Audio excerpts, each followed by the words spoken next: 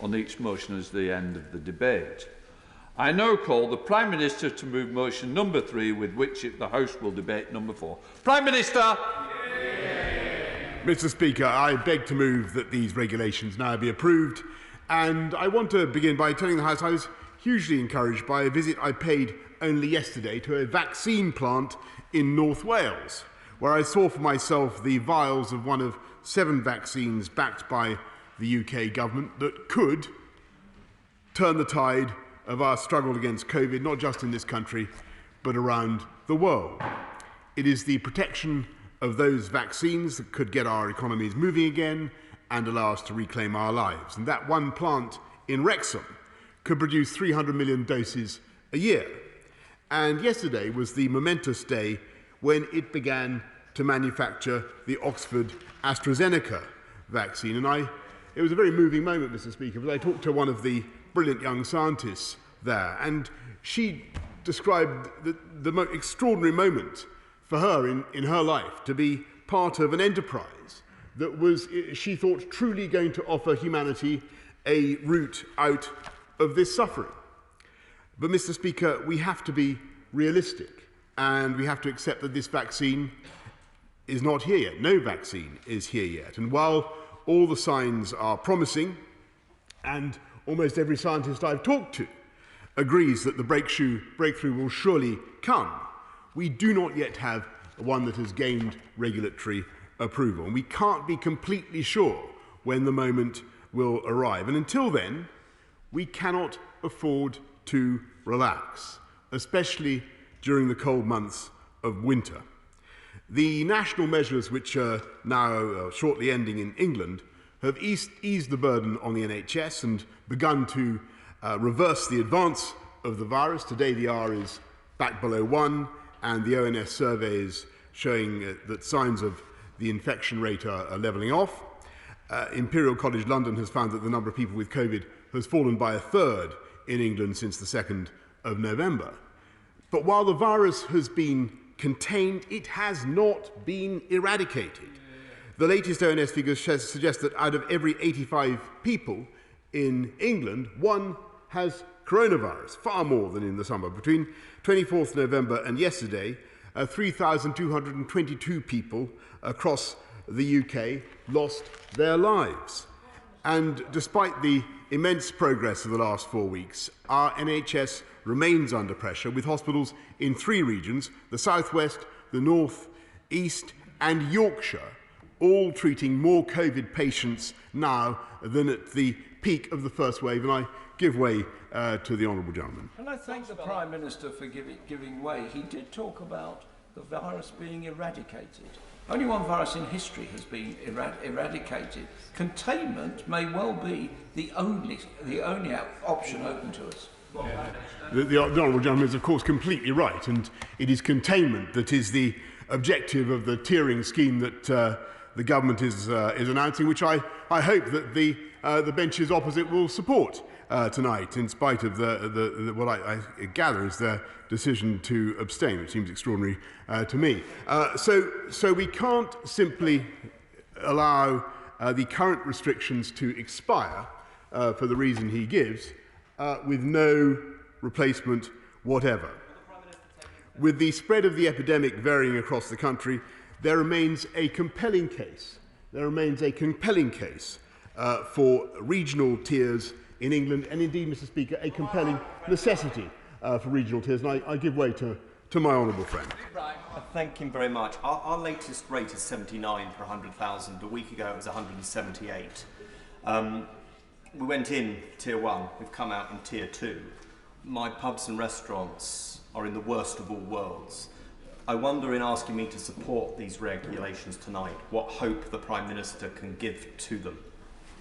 Prime Minister. Well, indeed, Mr. Speaker, and I will be coming in just a moment to what we're going to be doing, what more we hope to be doing for pubs and restaurants and everybody in the hospitality sector, whose anguish and whose difficulties I think everybody in this chamber, Mr. Speaker, understands and appreciates. But I hope the House is clear what I'm not asking for today. This is not another lockdown, nor is this the renewal of existing measures in England. The tiers that I am proposing would mean that from tomorrow, everyone in England, including those in Tier 3, will be free to leave their homes for any reason, and when they do, they'll find the shops open for Christmas, the hairdressers open, the nail bars open, gyms, leisure centres, swimming pools open, and I give way to my honourable friend. Thank the Prime Minister for giving way. My constituency of Workington sits entirely within the borough of Allerdale, where our rates have declined to a point just over 70, currently in Tier 2 restrictions. Will it commit to a more local tiering system so that the hard work of my constituents is rewarded? Well, yes, indeed, Mr. Speaker, and I know that this is a point that many of my honourable and right honourable friends have made to me and to the government with great force and eloquence over the last few days. We do want to be as granular as possible as we go forward to reflect the reality of the epidemic and the human geography of the epidemic, and we shall. But what I can say from tomorrow, Mr. Speaker, is that across the country, across the whole country, as I say, not just gyms and leisure centres and swimming pools, but churches, synagogues, mosques and temples will be open for communal worship. Organised outdoor sport will resume. And in every tier, you will be able to meet others in parks and in public gardens, subject to the rule of 6. And every one of those things has been, by necessity, restricted until today. Every one of them to be allowed again tomorrow. And of course, I accept that this is not a return to normality. I wish it was so. But it is a bit closer to normality than the present restrictions. And what we can't do is to lift all the restrictions at once or move too quickly in such a way that the virus would begin to spread rapidly again. And that would be the surest way of endangering our NHS and forcing us into a New Year lockdown with all the costs that that would impose. And I give way to the honourable gentleman. I thank the Prime Minister, and after the inconsistencies and controversies of the previous tiering system, what was required this time round was more fairness, clarity and transparency, and we were promised a regional approach.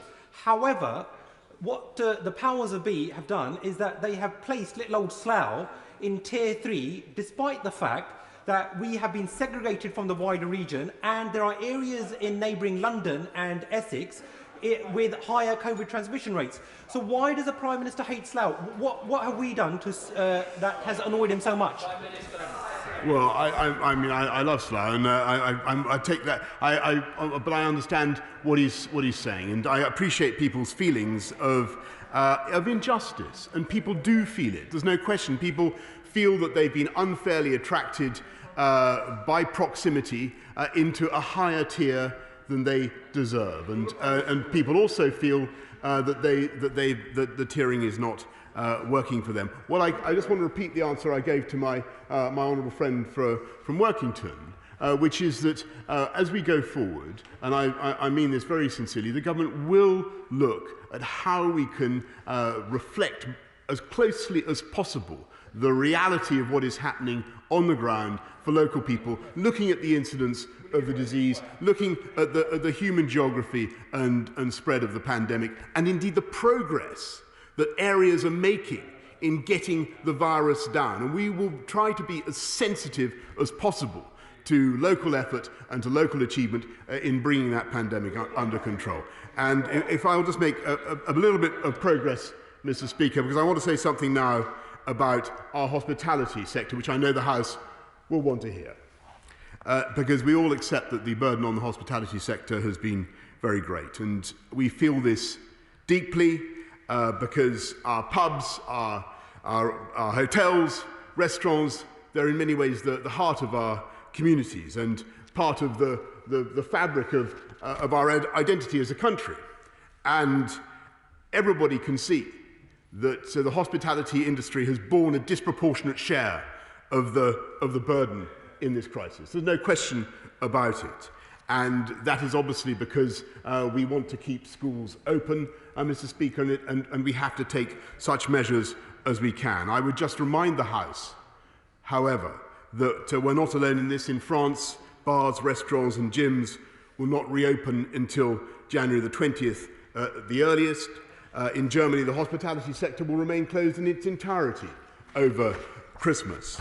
But we will do everything in our power to support our hospitality sector throughout this crisis. We've already extended the furlough scheme for all businesses until the end of March. We've provided monthly grants of up to £3,000 for premises forced to close and £2,100 for those that remain open but have suffered because of reduced demand. We've allocated £1.1 billion for local authorities to support businesses at particular risk.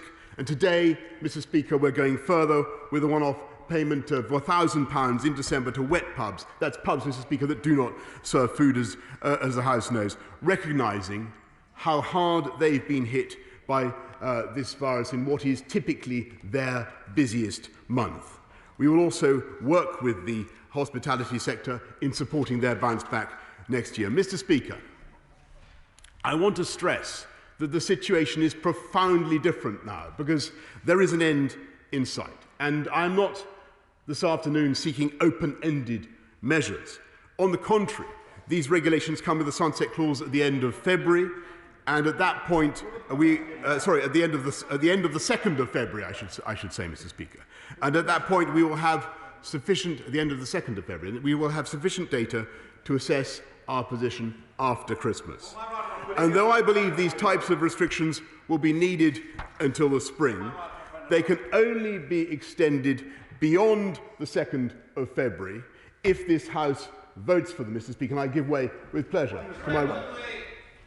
Market Raisin Ward in the week up to 25th of November, 6 cases to go to Tier 3. East Ham Ward in London, 40 cases in that week to go into Tier 2. So what I want from my right honourable friend is an absolute personal commitment that he and his honourable friend, the Secretary of State, will look at this personally in the case of Lincolnshire, and they will do their level best to get us out of Tier 3 by Christmas. Indeed, Mr. Speaker, I can certainly give my right honourable friend that assurance that we will look in as much granular detail as we can at the incidents throughout the country. But these are points that have been made with great power, as I say, by honourable members on all sides of the House. We'll review the allocation of tiers every 14 days, starting on the 16th of December. And I just want to make an important point to my right honourable friend and to all members who are rightly concerned about the position of their constituencies, our constituencies, in these tiers. Honourable members have it in their powers, in our power, to help move our areas down the tiers by throwing their full weight, Mr. Speaker, throwing our full weight as leaders in our communities behind community testing and seizing the opportunity to encourage as many people as possible to take part. And I give way with pleasure to my right honourable. I'm very grateful to the Prime Minister for giving way. Kent is the biggest county by population in Britain, and there are vast differences in the rate of COVID within it. In Tunbridge Wells, we have one of the lowest incidences in the country. So will the Prime Minister commit that at the first possible review on the 16th of December, if a particular borough meets the 5 criteria that he's set, he will move it down to a lower tier for that particular borough? Mr. Speaker, I'm grateful to my right honourable friend, and he's quite right to raise the position of Tunbridge Wells, and the feelings of the people of Tunbridge Wells, I know, are shared by many people across the country who feel this sense of, as I say, being unjustly attracted into the wrong level of tiering. And I repeat the assurance I've given to my honourable friend from Workington and Gainsborough House. We will look in granular detail, Mr. Speaker, at local incidents, look at the human geography of the pandemic, and take account of exactly what is happening every 2 weeks, as I say. And it is in the power of honourable members, to repeat my point, to help their local area move down the tiers. I'm going to give way, I think, for one last time, Mr. Speaker, to the right honourable gentleman. I'm very grateful for the Prime Minister giving way. will ensure that anyone who wants to take a test to confirm that they don't have the virus before they visit family members over Christmas can have a test on the NHS? Well, Mr. Speaker, we're rolling out lateral flow testing across the country, and it is open to people to get a lateral flow test. But in general, the testing system is available at the moment for people who have symptoms. But I would urge people who are worried that they may need to be in company of those who are elderly or vulnerable to seek to get a rapid turnaround test. And may I suggest to him that one thing he could do for his constituents, if he wants to help them move out of the tier that they are in, is to encourage them all to take part in mass community testing, of a kind that the government is rolling out, and it depends very much on the cooperation of local leaders and local authorities of the kind that we've seen in Liverpool, Mr. Speaker, where since the 6th of November, over 284,000 tests have been conducted, and together with the effect of national restrictions, the number of cases fell by more than 2/3. And this is the model that I would recommend. We're now proposing that from tomorrow, Liverpool City, Region and Warrington should be in Tier 2, whereas previously, obviously, they were in Tier 3. And we want other regions and other towns, cities, communities to follow this path. And that's why, with the help of our fantastic armed forces, we'll be offering community testing to Tier 3 areas as quickly as possible. Mr. Speaker, let me just say, I'll give way to my right honourable friend. I'm very grateful to the Prime Minister. What assessment has he done of compliance with previous lockdowns? And does he share my concern that people have just had enough and that the risk of non-compliance is very great, and that those who are compliant will then have the added frustration of watching those who won't comply doing whatever they want whilst they have to sit at home? Well, Mr. Speaker, normally I find myself in agreement with my right honourable friend, but I must say I don't think that she's right in this instance, because if you look at what the British people have achieved in the last few weeks by following the guidance, by deciding to work together to get the R down, they have done just that, Mr. Speaker. Collectively, the people of this country have got the R back down below 1. That wasn't by non-compliance, Mr. Speaker. That was by the people of this country deciding to follow the rules, do it together, and get the virus down. And I would just say, Mr. Speaker, that I find it extraordinary that the official opposition, represented by the gentleman opposite, currently have no view on the way ahead and are not proposing to vote tonight. Perhaps he'd like to tell us. Well, I'm very pleased to hear it. Many of us on this side believe that there should be restrictions, but believe that the Prime Minister's tiers are wrong. He's explaining very well there why he's going to come back on the 16th of December and come up with a system that we might be able to vote for. But the system he's coming up with today is totally inadequate. How is it possible that in Chesterfield, with 118 per 100,000, we're in Tier 3, but in London constituencies that he represents, a much higher level are in Tier 2? It's because our pub owners and our restaurateurs aren't worth it to him. Mr. Speaker, I hope that the honourable gentleman will really think carefully about what he's just said. We're trying to look after pubs, restaurants, businesses across this entire country. And no one feels the anguish of those businesses more than this government. And I do think, however, it is extraordinary that in spite of the barrage of criticism that we have no credible plan from the party opposite. Indeed, we have no view. We have no view on the way ahead. It's a quite extraordinary thing, Mr. Speaker, that tonight, to the best of my knowledge, the right honourable gentleman opposite, who said he's always going to act in the national interest, has told his party to sit on its hands and to abstain in the vote tonight, Mr. Speaker. And I think the government has made its decision.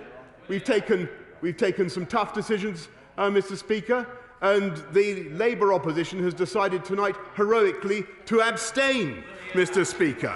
And I think when the history of this pandemic comes to be written, I think the people of this country will observe that instead of having politicians of all parties coming together in the national interest, they had one party taking the decisions, another party heroically deciding to abstain, Mr. Speaker. In the story of 2020, I think there are two great feats in which we can take a great deal of comfort. First, our country has come together in an extraordinary effort that has so far succeeded in protecting our NHS and in saving many lives. And while our scientists have been zeroing in on the weaknesses of COVID, telescoping 10 years of work into 10 months, and now their endeavours are about to deliver the means, as I say, to rout the virus. Then that is clear. The government is backing not one potential vaccine, but 7. We've ordered 100 million doses of the Oxford AstraZeneca vaccine that's now seeking regulatory approval. We've ordered 7 million doses of the Moderna vaccine, which has almost 95% effectiveness in trials. And, Mr. Speaker, we've ordered 40 million doses of the Pfizer-BioNTech vaccine, which, if approved by the regulator, could start being administered before Christmas. In total, Mr. Speaker, no, I'm coming there. In total, Mr. Speaker, our vaccines task force has secured more than 350 million doses, more than enough for everyone in the UK, the Crown dependencies and our overseas territories. All we need to do now, Mr. Speaker, is to hold our nerve until these vaccines are indeed in our grasp and indeed being injected into our arms. So I say to the House again, let us follow the guidance, let us roll out mass testing, let's work to deliver mass testing to the people of our country, let's work together to control the virus, and it is in that spirit that I commend these regulations, Mr. Speaker. I commend these regulations to the House.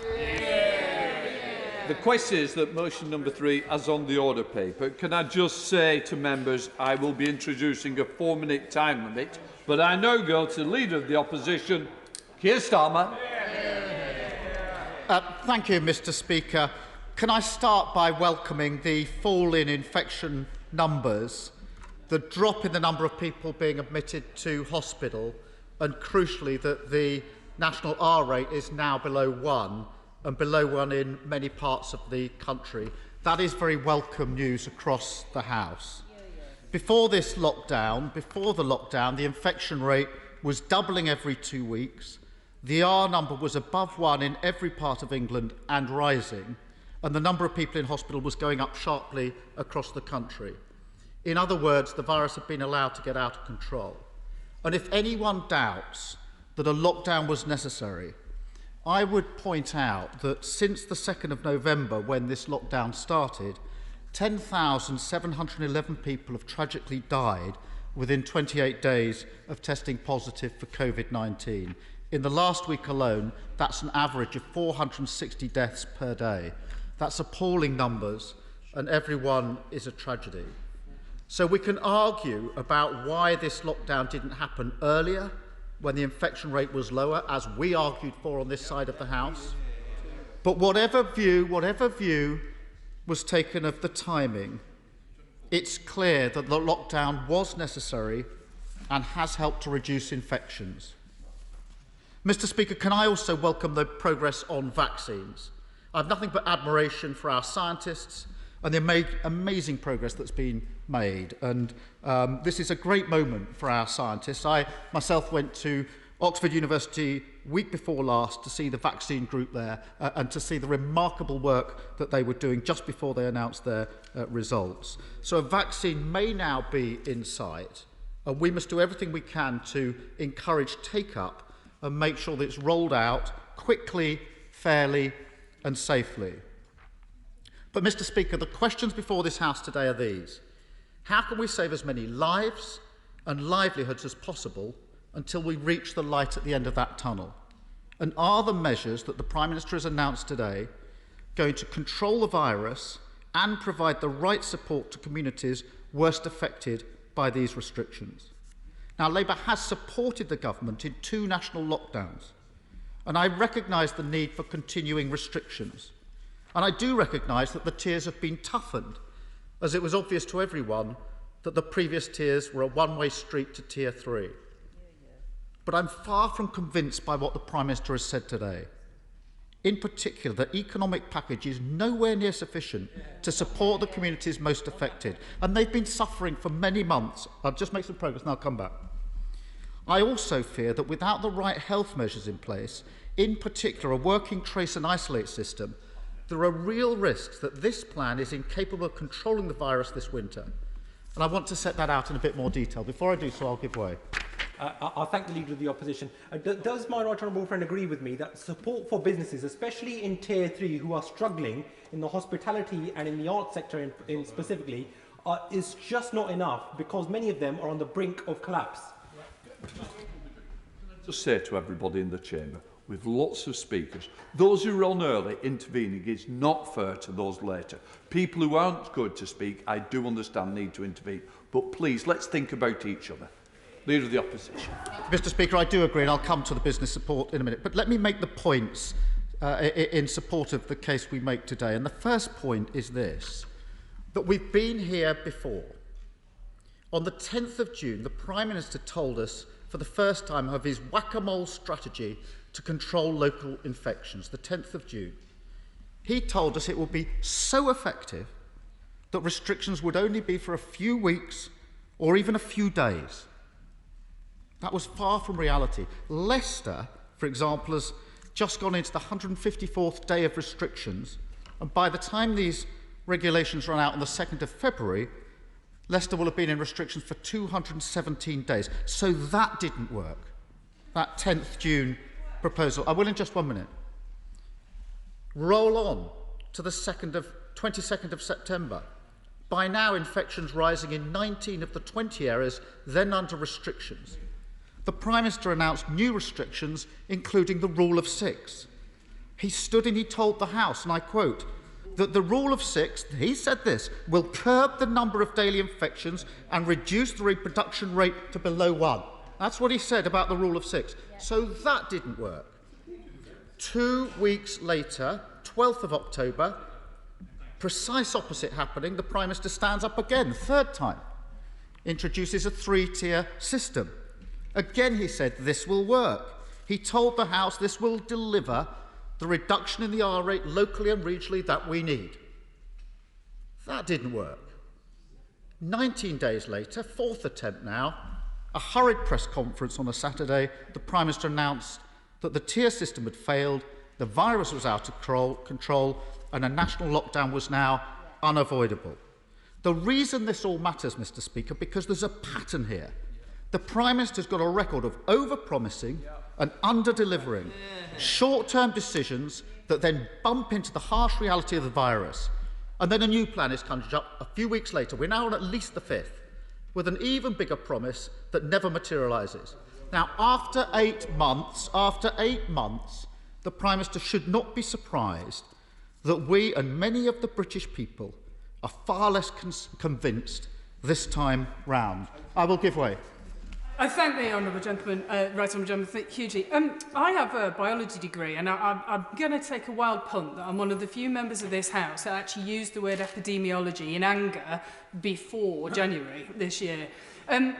We have choices to control this virus. We can have a lockdown, we can have a tiered system, or we can have no lockdown, where lives like John and Ken, who we've just recently lost in my family to this awful COVID, have happened. Why will the Right Honourable Gentleman and the Labour Party not support these measures that are saving lives tonight? Well, I'm grateful for that intervention. I'm setting out exactly why not, and I will take interventions along the way so that what I say can be challenged. But the first point is, which I've just finished, that we have been here before. This is at least plan number 5, and the first 4 haven't worked. So I think everybody would forgive the British public for being sceptical about the 5th plan. And I'll set out, I will go on to set out, because the second point I want to make is this. The public health risk of the Prime Minister's approach is significant. The prevalence of the virus remains high, even if the R rate is below 1, it's only just below 1, and we know that the virus is at its most deadly during the cold winter months, exactly when the NHS is under the most strain. So if we're to keep the R rate below 1 during winter, and not waste the progress that's been made in the last 4 weeks, we need to proceed with precision and caution. But instead of levelling with the British public, the Prime Minister has spent the weekend telling his backbenchers that the plan is all about, in his words, loosening restrictions across the country, and he's been fuelling a promise that within 2 weeks or so, local areas have a real prospect of dropping from tier 1, to a tier below the one that they're in. We need to level. In my view, that is highly unlikely, and we might as well face that now. Will you give way? It is obvious that the new tier 1 may slow, but it won't prevent a rise in infections, and is far from certain that the new tier 2 can hold the rate of infection. I hear the mutterings. But let's just see where we are in 2 weeks. And I look across the House to members across the House who think that perhaps in 2 weeks their area is going to drop down a tier just before Christmas. Let's see. This isn't hindsight. I'm telling you what's going to happen in 2 weeks.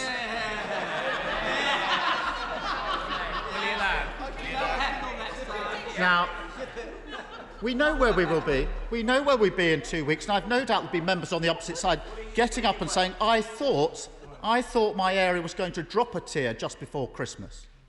That's not levelling. That's not being straight, because that is not going to happen. Tier 1, the new tier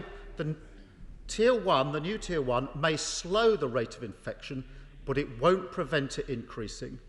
And tier 2 will struggle to hold the rate of infection. I hope it does. I hope I stand here and I'm wrong about this. And I think all members hope I'm wrong about it. But tier 2... Order. Mrs. Ambro, it's a continuous... We've had it for a few weeks now. Let's have a rest today. Keir Starmer. Tier 2 crucially depends on all other factors falling into place at exactly the same time.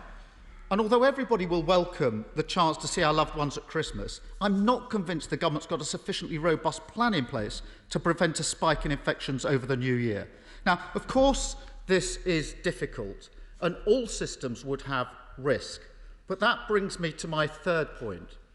The risks we face today, in the decisions we make today, are much higher because the Prime Minister has failed to fix the major problems with the now £22 billion track and trace system.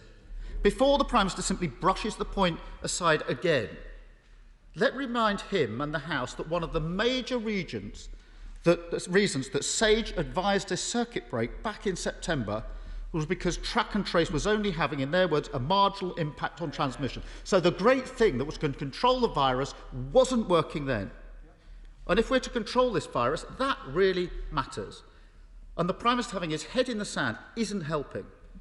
Now, I know the Prime Minister will say we've made advances in testing. I recognise that, and I genuinely hope it helps to tackle the virus.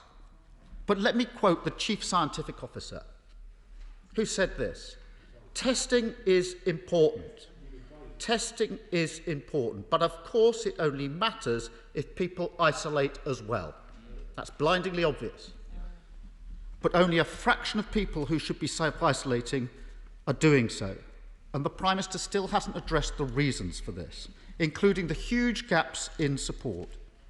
I know that there's been an announcement about the change of those notified by the app, a ridiculous submission in the first place, but it doesn't affect basic eligibility.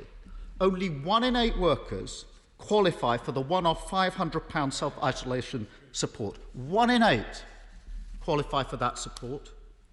Anyone not receiving that has to rely on statutory sick pay, which is the equivalent of £13 a day. That is a huge problem that needs to be addressed. People want to do the right thing, but for many, there's a real fear that self-isolation means a huge loss of income that they simply can't afford. Now, I think, and I can't prove this, that one of the main reasons that people aren't passing on their contacts in the way we want is because they fear that those that they are passing on the contacts for won't be able to afford to self-isolate. That is a real problem, and we can't carry on ignoring it. I will. The Right Honourable Gentleman is doing a very good job. It's his job to criticise the government. And of course mistakes will be made, but a credible opposition has a plan of its own. What is the plan of the Labour Party? Yeah. your second bite of the cherry is other people as well, please. Keir Starmer. I'll come to that, but I need to... I've accepted the case for restrictions. We were very clear about the need for a circuit break. We need to go into restrictions, but we need a scheme that works. And I'm explaining what the problem is with this scheme as we go through it. Because let me stay with track and trace. Because we know the claims the Prime Minister made about this at the beginning of the year and the middle of the year. Because on tracing, crucial, tracing, the latest figures show 137,000 close contacts were missed by the system in 1 week. That's the highest weekly figure yet. This is not a figure that's going down. It's a figure that's going up. That means that over 500,000 close contacts have been missed by the system in the last month. That's not a statistic. That's 500,000 people who should have been self-isolating, but instead of self-isolating, they were with their friends, their families, and their communities. 500,000 people in 1 month. That is a huge gap in the defences. I raise this every week. The Prime Minister pretends it's getting better, but it never does. The Prime Minister has almost given up on this now and put mass testing in its place. Again, blind optimism, not a plan. But the idea that we can go through the next few months and successfully keep the virus under control when 500,000 people a month are wandering around when they should be self-isolating is not a sensible plan going forward. My fourth point is to come to the level of economic support that's provided. I have to say to the Prime Minister, it's hard to overstate the level of anger there is about this out there in our communities, many of whom have been in restrictions for months on end. Yesterday, I did a virtual visit to the northwest, to local businesses there.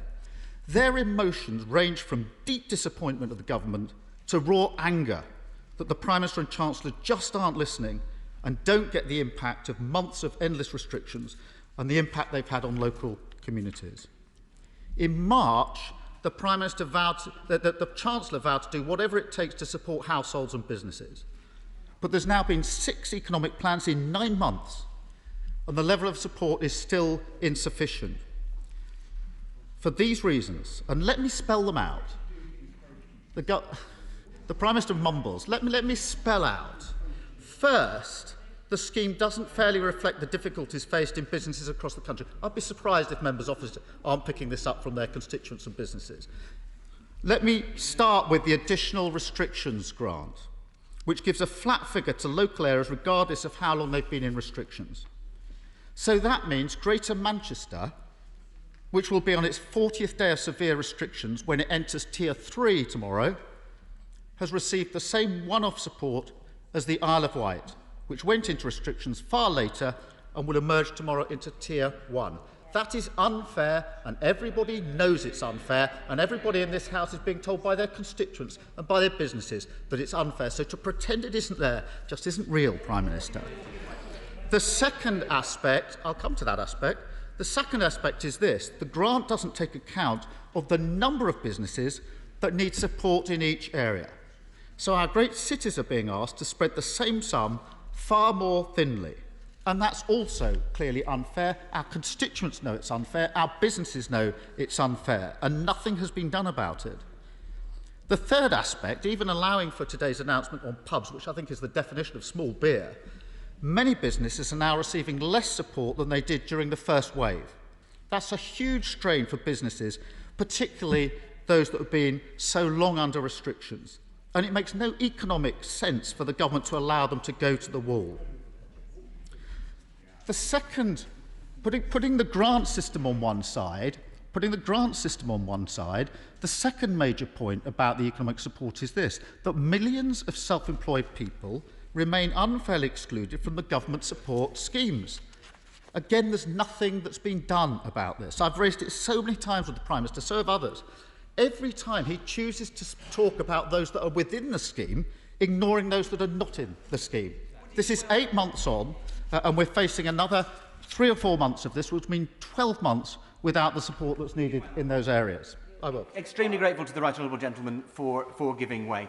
He talks about those people who have been excluded from support and focusing in on who those people are. They include people who set up their own businesses 18 months ago, directors of very small limited companies, taxi drivers, hairdressers and the like.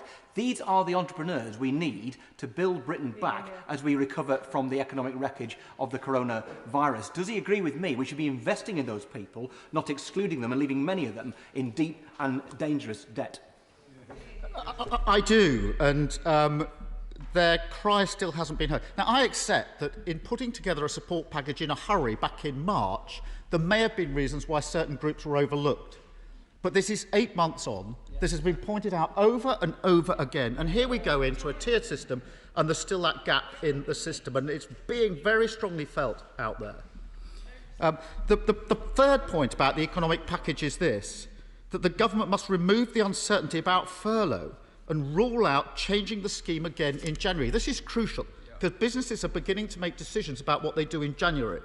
The Chancellor made this mistake before. By the time the furlough was extended, many businesses had laid people off because it came too late. We know what happens in this circumstance.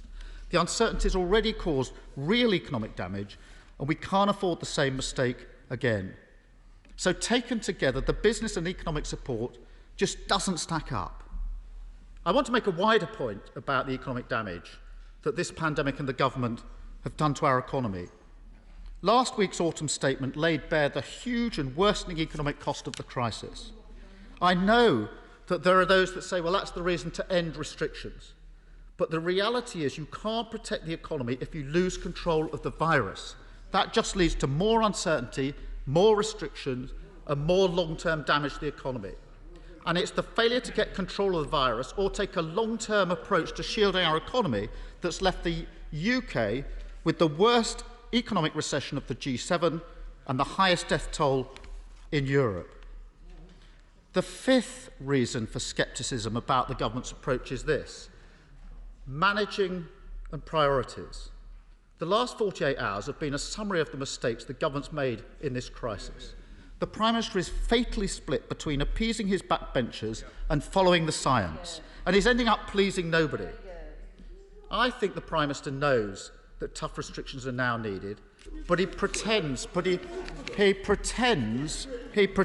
the restrictions might not be in place for very long. He pretends that it's quite possible that everybody will be in a lower tier in 2 weeks' time. The reality is that tough restrictions will be needed until the vaccine is rolled out. That may be months away. The Prime Minister will doubtless be back in a few weeks with another plan, but the Prime Minister doesn't make that case today or provide the certainty or the consistency that we need. So in the last 48 hours, we've had concessions, letters and promises to his MPs, not clear and reliable messaging to the public, and that's symptomatic of the problem. Mr. Speaker, coronavirus remains a serious threat to the public's health, to our economy and to our way of life. We recognise the need for continued restrictions, but it's not in the national interest to vote these restrictions down today, and we will allow these restrictions to pass. But it's another wasted... Well, we accept the case for restrictions. We want a plan that's going to work. We're on Plan 5, and this one's full of holes. We have been there so many times. So many times the Prime Minister stood there and said, this is the plan, this is the plan, this will solve the problem. Fifth time round, still a plan, with holes that have been there for months and still not closed. Why is track and trace still not working? Why are the gaps in the support still there? Why are those that are excluding not included? Why are those that have to self-isolate not given the support to do so? These are huge gaps in the system, and to simply vote through a plan without recognising those problems is not going to help. Now, I accept the case for restrictions. We will not stand in the way of these regulations. We do not want the restrictions to come off, but I'm not going to stand here and pretend, as the Prime Minister does, that this is the plan that's going to solve it all, vote for this, and it'll all be fine through to Easter. That is not going to happen, and nobody should vote on that basis today. Thank you, Mr. Speaker. Sir Bernard Jenkins. Thank you, Mr. Speaker. And I have to say that while there are many points of merit that the Right Honourable Gentleman has just raised, he's left the House and the public with the impression that he is happy for these restrictions to go through. He just won't vote for them. And I think that the idea that that's the kind of atmosphere that the public wants, or will encourage the public to comply and to cooperate when there is disagreement between the main parties on these fundamental issues that can't be resolved in a sensible way, I think the public will be disappointed with that. And I will give way to the Honourable Gentleman. I'm grateful. Well, there might be a different interpretation of the events that we've just passed, mightn't there? Which is that a lot of us are very concerned that the Prime Minister doesn't give the full story to the House and to the nation. The truth is, we're almost certainly going to see another lockdown in January, aren't we? A full lockdown across the whole of the United Kingdom. The Chancellor of the Duchy of Lancaster, I hear the Prime Minister say it's not what we want. Nobody wants any of this. Of course we don't, but we have to be honest and straightforward with the British people. And these measures today are not sufficient to the day. I didn't hear my right honourable friend make the promise that he is suggesting that he made. I think my right honourable friend is being perfectly honest with the House on this. I think it's very difficult. I'll come to the point. But I want to concentrate on what we agree about. We all agree we want to keep the R rate below 1 while minimising the restrictions on people's lives and limiting the economic damage. If the R rate rises above 1, then this becomes much too difficult to predict and control. It has a multiplying effect even if the R rate remains constant. And it's perfectly legitimate for colleagues on this side to press the government for more clarity about why the government believes the NHS is at risk of being overwhelmed. Data for much of the country does not suggest that at the moment. But it's not uncommon for hospitals to become overrun during the winter months. That's without the addition of COVID.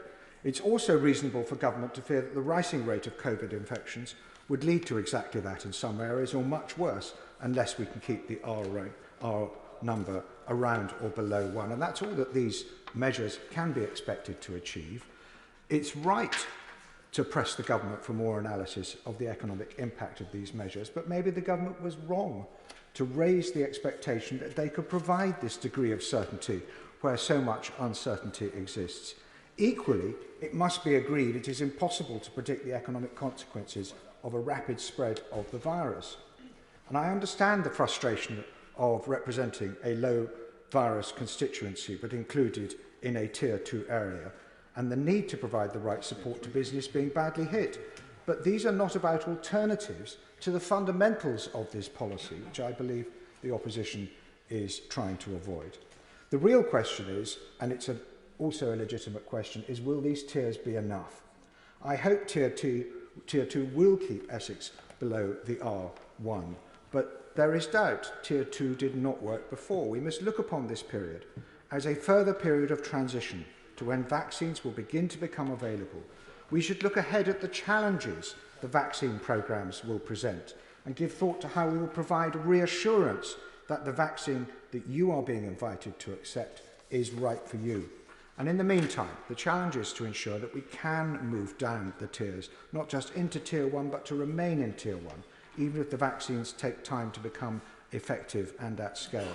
And this will depend upon how we all behave and the example that we set and what we do to encourage confidence and cooperation with test and trace operations. There is much to ask the government, which time does not allow today, about how to improve trace and isolate operations, particularly at local level, and about how the community volunteer hubs could help support people who should isolate. That is vital work now. The last thing I want is to vote for these restrictions today, but until there are better alternatives, we have no alternative and should support them. And I'm sorry that Her Majesty's opposition are trying to avoid that truth. The government has also the opportunity to learn by continuing to listen and to gain public confidence from that. Patrick Grady. Thank you, Madam Deputy Speaker. The motions before the House do relate exclusively to England, but that doesn't mean they don't have consequences across these islands, and so it is important, I think, that the voice of the Scottish National Party is heard in this debate. Although, in line with our long-standing practice, as regards matters that are devolved, we won't take part in any division this evening, and I'm sure that's of some assistance to the Government Whip's office. And perhaps the first thing the Government needs to consider is why it has got to that stage. Scotland has passed similar, but not identical, regulations with a far greater degree of cross-party and intra-party consensus than seems to have been managed here in Westminster. And perhaps that's because the First Minister and her Cabinet Secretaries and the senior public health officials have always taken a commendably frank and honest approach with the people of Scotland about the challenges of the virus and the difficulty of the decisions that have to be made. In the summertime, the First Minister initiated a national dialogue with people across Scotland on what a roadmap out of the initial lockdown should and could look like. Instead of promising moonshots and world-beating systems and that it would all be over by Christmas, the Scottish Government and the other devolved governments have worked to take people with them, whether that's the public at large or whether it's their own backbenchers. And we've always been clear that public health and saving lives has to be the priority. Whatever the pain, and there is real pain caused to the economy and livelihoods by these kind of restrictions, that pain is as nothing to a life ended too soon, to a family or a community bereaved by this dreadful disease. And as always, the Scottish National Party sends its deepest sympathies to all those who have lost a loved one as a result of the pandemic. But that's not to minimise the impact and effects of the economic pain. I see it firsthand in Glasgow North, which thrives on the hospitality and entertainment and events sector, and will be interested to find out what the consequences of the government's announcement today about support for pubs will be north of the border. My constituency is home to thousands of creatives, of start-ups, of entrepreneurs who have all been left behind, forgotten, excluded from the Chancellor's support package. We hear the impact from the families genuinely terrified that the £20 universal credit uplift will not be extended beyond March, and from those on legacy benefits who have yet to see a similar uplift. And we all feel the struggle of the frontline public sector workers busting a gut to keep the services that we all depend on going in the most difficult of circumstances. And support for all of these groups, and for those who need to isolate, which is absolutely critical to stopping the virus. In support for these groups, the government has been found wanting, and the Prime Minister was chuntering to the Leader of the Opposition, saying, how do we get people to self-isolate? Well, as he said, start by paying a decent rate of statutory sick pay. Make it affordable for people to stay at home and stay safe. And perhaps if the government had made more effort to support those people, to support the excluded, to support families who are struggling, then it wouldn't be feeling the heat that it is now from its own backbenches. And we just, Madam Deputy Speaker, need to compare that to what we've heard in the last few days in Scotland. A £500 bonus for all NHS and social care staff. For 10 weeks, we all clapped for carers, but that was never going to be enough, and this is a gesture of thanks for extraordinary service. And I really hope the Prime Minister and the Chancellor will have the decency not to level tax on this well-deserved reward. And for the families who need it most, a £100 one-off payment before Christmas to households with children in receipt of free school meals. And a commitment that all primary children will receive free meals, breakfast and lunch, at school and all year round if the SNP is re-elected next year.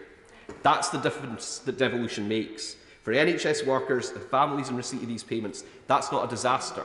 That's a Scottish Government working for and delivering for their best interests and the interests of our society as a whole. And if it means that we are using our share of money that the UK Treasury has borrowed on Scotland's behalf, well, that's the point of devolution. And if the Tories don't like it, and I hear some chuntering, the solution is very simple. Independence for Scotland would have meant we could have raised our own finance on our own terms and spent it on our priorities in our own time. And we certainly would have had to wait for the south east of England to be placed into lockdown before the furlough scheme was extended across the whole of the UK. So, Madam Deputy Speaker, if the Prime Minister is feeling pressure from his own side today, he only has himself to blame. Real leadership is about being able to make the hard choices and be honest with people when mistakes are made, especially in a time of crisis. People don't want bluster and false hope. They want honesty and determination and empathy. The devolved governments have always sought a four nations approach wherever possible, and we've seen that agreement can be reached in the provisions being made for those who need to travel to see loved ones over Christmas. And while that period of easing will be welcomed by many, all of us will have an extra responsibility to be extra vigilant, to minimise risk, to practice social distance, our good hand hygiene, wearing our face coverings, and all the other steps that we've become familiar with. But that familiarity cannot become complacency. The threat of the virus to overwhelm our health service, to undermine the economy and to individual lives across the country has not gone away. So while we welcome the light at the end of the tunnel as vaccines come online, that light must be approached slowly and carefully. So that's why Scotland will continue with its tier system and the difficult decisions that we need until the virus is beaten. The other devolved nations are making similar decisions, and members representing England in this place have a responsibility to do likewise. Sir Graham Brady. Thank you, Madam Deputy Speaker. And can I say at the outset that I think the Prime Minister's instincts in this matter are not so different from mine, and I recognise the difficulty and the burden that he carries. This is a difficult matter, and there are difficult decisions to take. Freedom, Madam Deputy Speaker, is not an absolute, but it should be regarded as precious. And it should be always the strongest possible presumption in its favour. If government is to take away fundamental liberties of the people whom we represent, they must demonstrate beyond question that they are acting in a way that is both proportionate and absolutely necessary. Today, Madam Deputy Speaker, I believe the government has failed to make that compelling case. The benefit of the doubt that this House has extended to government in March and since is harder to take for granted in December. Madam Deputy Speaker, 6 weeks ago, many of us made the case that the curfew policy at 10 p.m. was not just unnecessary, but that it was counterproductive. Today, the government apparently agrees that the 10 p.m. curfew makes no sense. A month ago, the government insisted that golf and tennis and bowls and gyms were unsafe. Now, it seems that they are not. Madam Deputy Speaker, before the second lockdown, I invited the House to consider whether government had the right to make it illegal for people to see their children, their grandchildren, or their elderly relatives. Whether government had the right to ban collective worship, or to take away the right to work, to support your family. Different people, different members of this House, will draw the line in different places. But we must all accept that these are fundamental freedoms of our constituents, and we should insist on compelling evidence before we allow them to be compromised. That is why, Madam Deputy Speaker, I asked for an impact assessment a month ago, and also for a transparent publication of the criteria that would be used to decide in which tier our constituents would be placed, but also, crucially, the weighting that would be applied to each of those criteria. Madam Deputy Speaker, my constituents in the Borough of Trafford have been placed unfairly in Tier 3, in spite of COVID test figures that are well below the average for England. Currently, the rate is 127.7 per 100,000 and falling rapidly. But I looked in vain at the document published late yesterday for any explanation or any route being set out as to how we would reach that low tier. There was no serious attempt in that document to provide an answer. In the absence of that serious and compelling case, Madam Deputy Speaker, I have no choice but to oppose these measures. Hilary Benn. Thank you very much indeed, Madam Deputy Speaker. I would say to the right honourable gentleman for Altrincham and Sale West that this debate is indeed about freedom, but it's also about the balance of risks and costs. The risks to life and the costs to businesses and families, which are both substantial and deeply worrying to every single member of this House. But it's also a debate about facts. What are the facts? And here we know that our debate in this country, and indeed across the world, about how to handle this epidemic is disputed by some. And it is a dispute in which the truth and the uncertainty, because some of this is all about scientific uncertainty, wrestle with the plainly false. And it is about the impact of that on vaccination that I want to say a few words today. For months now, we have lived through restrictions. We have seen people die. We have seen our local businesses suffer. And from time to time, we have lifted our eyes to the horizon in the hope of glimpsing something that is a bit better. Well, something has now appeared.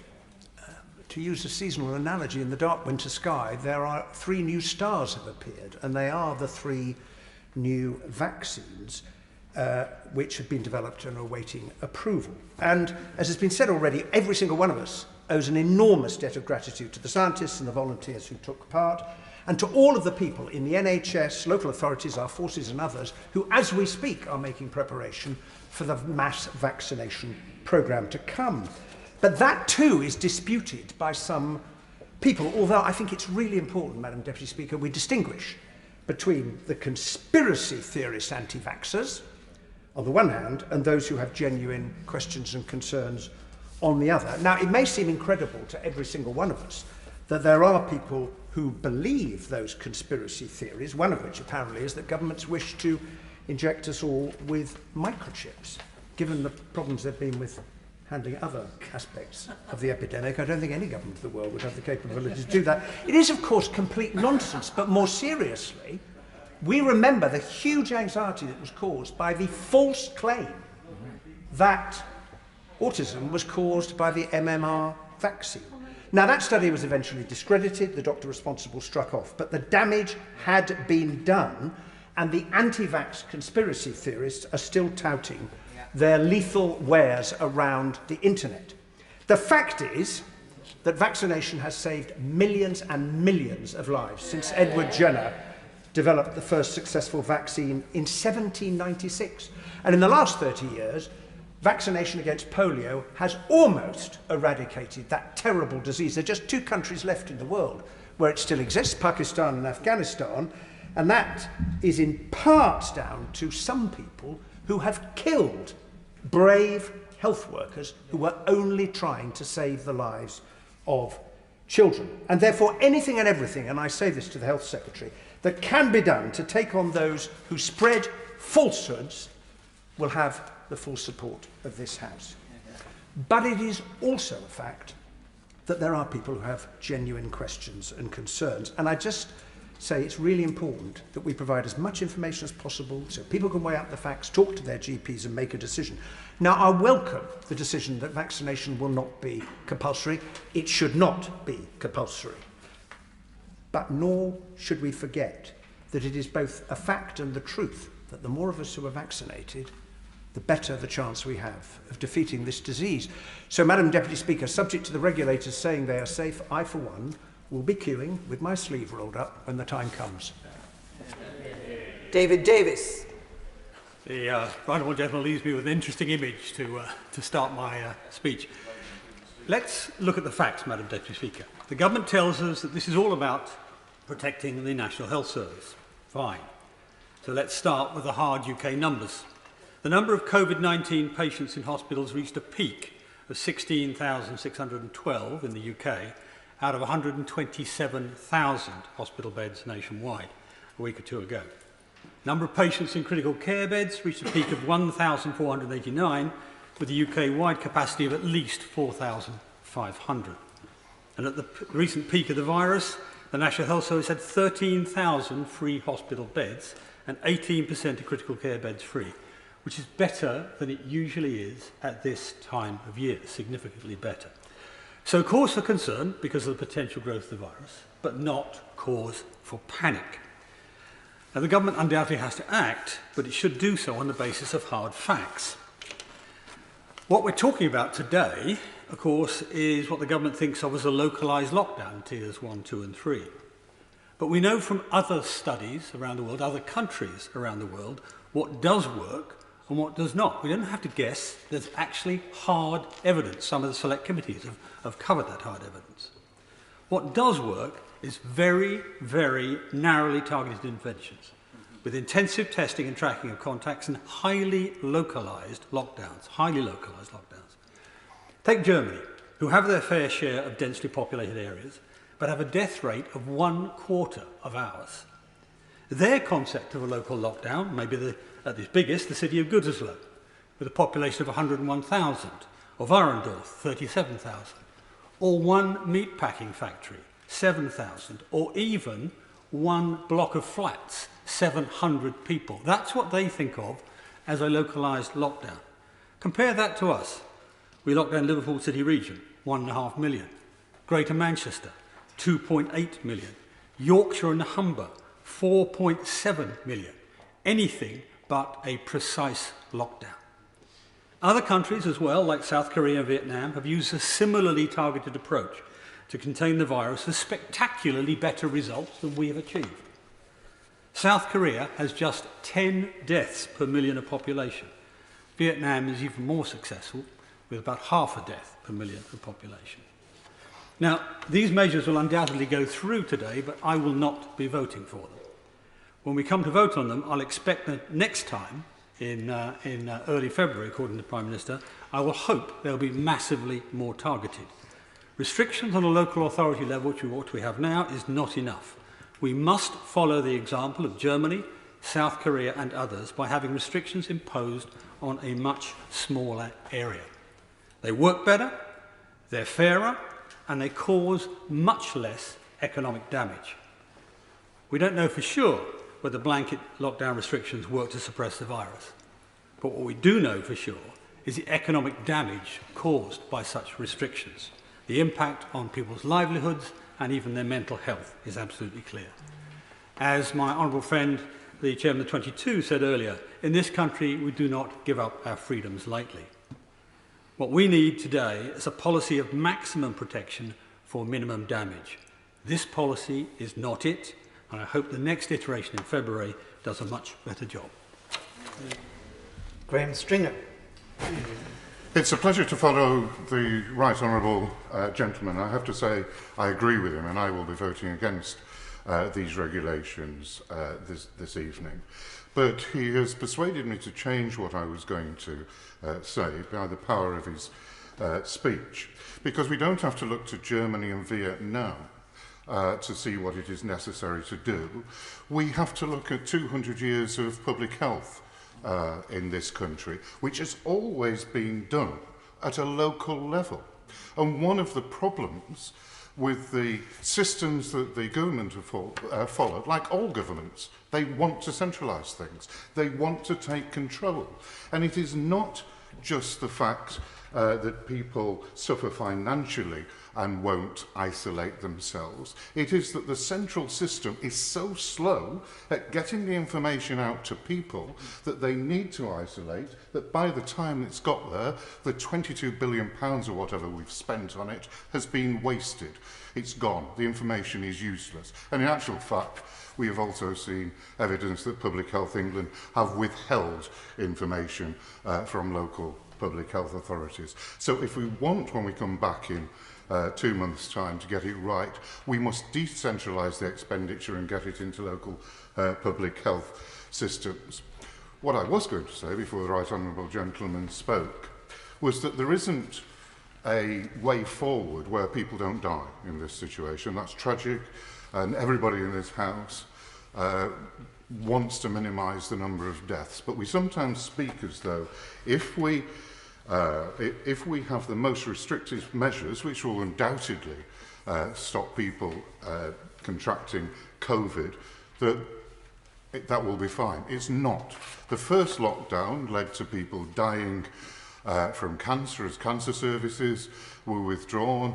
People didn't go to hospitals, and if they did go to hospitals, they often didn't get treatment. The number of people dying at home increased dramatically over that period. So the proposals before us today will lead to more of that, a withdrawal of the health services from some people. They will be extraordinarily damaging to the economy of Greater Manchester and other parts of the United Kingdom economy. And remember, poverty kills.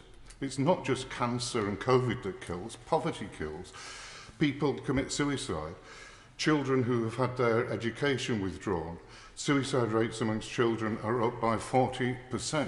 So there is huge damage done across the board. And if we look at the basis of the decisions, people say that it's been informed by the science.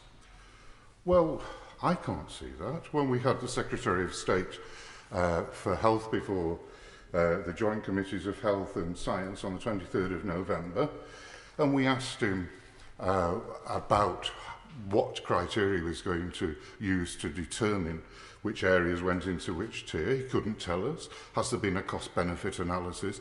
He could tell us because Greater Manchester leaders told him that he'd got his figures wrong, that in effect, he didn't use the word punish, but in effect, Greater Manchester was going to be punished for taking time to put him right on the science and the detail of what was happening in Greater Manchester. When it came to I will give way to the right honourable gentleman. I want to help him with his time, but just to say to him this, that the science is not the same as the opinion of a single scientist. I couldn't agree more. And one can go right away from the Barrington Group to the people advising the government. If you have science to send a rocket to the moon, it is exact. The science on epidemics is not exact. It is open to different opinions. What I was going to finish on, I think the Secretary of State showed his prejudice against Greater Manchester, and the proposals he's put forward will wreak economic havoc on Greater Manchester. And we are told, although we clearly weren't present, that when the Chancellor of the Duchy of Lancaster was making his proposals to lock down London, the Prime Minister, ex-Mayor of London, said, no, you can't do that, it will cost 500,000 jobs. And what that means to me is this government are valuing jobs in London over jobs in Manchester and elsewhere in the country. Andrea Leadsom. Madam Deputy Speaker, on Bonfire Night, normally a superb family occasion, this House locked down our nation for the second time, inflicting great damage on the livelihoods, the mental health and the well-being of our constituents, all in the interests of the greater good. I reluctantly supported that lockdown, but made clear to my whip that I would not vote for any extension unless it was made clear to me why such an extension would be the lesser of all evils. And I'm afraid the document provided by the government yesterday does little to address my concerns and therefore doesn't allow me to reassure my constituents. It deals with the here and now. It doesn't provide an analysis of the long-term impact on people's lives, nor does it explain why South Northamptonshire must be in Tier 2. There's no analysis of the counterfactual, i.e. what would happen if there was no lockdown and people were given sound advice rather than forced in law to comply. And here, Madam Deputy Speaker, is a fundamental concern. We already know that compliance is a serious issue in some places and sectors. There are lots of jokes circulating about how you can eat a substantial Scotch egg with your pint in the pub, but not a bag of pork scratchings. And how different households meeting inside a restaurant will be rebranding their party as a business gathering. But in fact, these are very serious. What they graphically illustrate is that those with the nous and desire to get around the rules will do so, and those who are more compliant will suffer the frustration of seeing others flouting the rules that they themselves do not break. I have many concerns. A constituent told me recently that she finds it unbelievable that a mixed group of tradesmen can work in an enclosed space, one of them being her own husband, and yet she's been unable to see her daughter indoors in their spacious sitting room, even though she would, of course, take extra special care. How is this fair or logical? Just yesterday I was speaking to primary school head teachers who raised with me their grave concern that they are on their knees working to ensure every child can be in school, but they're finding other services unavailable to them, such as child psychology assessments and supervision for non-resident parents, who all seem to be only sporadically available and never in person. How is this fair or logical? And then last week, I held a meeting of my South Northants Business Club, talking to small businesses who are flat out trying to survive and preserve their life's work. One is a golf and hotel complex that is still unable to provide a service compared to the big fast food chains who can outcompete through takeaways and deliveries. Another, a wedding events organiser with a beautiful stone barn that can seat up to 80, completely socially distanced. But their facility is for weddings and events rather than a licensed restaurant, so they can't open. How is this fair or logical? And then there's the long-term health implications. My great fear is that my constituents are not accessing healthcare as they don't want to bother anyone, and speaking to GPs in my patch, they share that fear. And what will the long-term mental health impact be of this year's tsunami of loneliness, in particular for those with memory loss, for whom this isolation has been so disastrous, and those who've had a baby in lockdown, who've been isolated with virtually no face-to-face help? I was concerned on the 5th of November, and I remain so today. So my final questions to the government are, why are we going back into the tiering systems? Did the lockdown work or didn't it? And what are the merits of the ongoing constraints on my constituents versus the ongoing visible costs to them? I want to support my government and my Prime Minister in the lobby this evening, but I can't and won't inflict deliberate harm on my constituency unless I can see for myself that to do nothing would be worse. Tanmanjeet Singh Desai. Thank you very much, Madam Deputy Speaker. I welcome the opportunity to speak in this very important debate, which will have a huge impact on my Slough constituents and those across the country who face the prospect of entering Tier 3 tomorrow. Since restrictions began in March, we have all made huge sacrifices to curb the spread of this deadly virus, which I know from personal experience can be devastating. We have all accepted that we have a role to play to protect those who are more vulnerable to this virus, and we have all seen the impact this virus has had on communities up and down the country, especially those who are elderly, from more disadvantaged background, or those from Black, Asian and minority ethnic communities. As we leave our second national lockdown this year, we must recognise we are where we are because the previous three-tier system did not work. Nobody wants a repeat of that. We must ensure that the new system protects lives, supports businesses, and no area is left behind. The system which has been proposed, sadly, does not achieve this. Despite the excellent work of our local Slough Borough Council, public health teams and volunteers, Slough's current high weekly infection rate has placed us in a very high alert tier.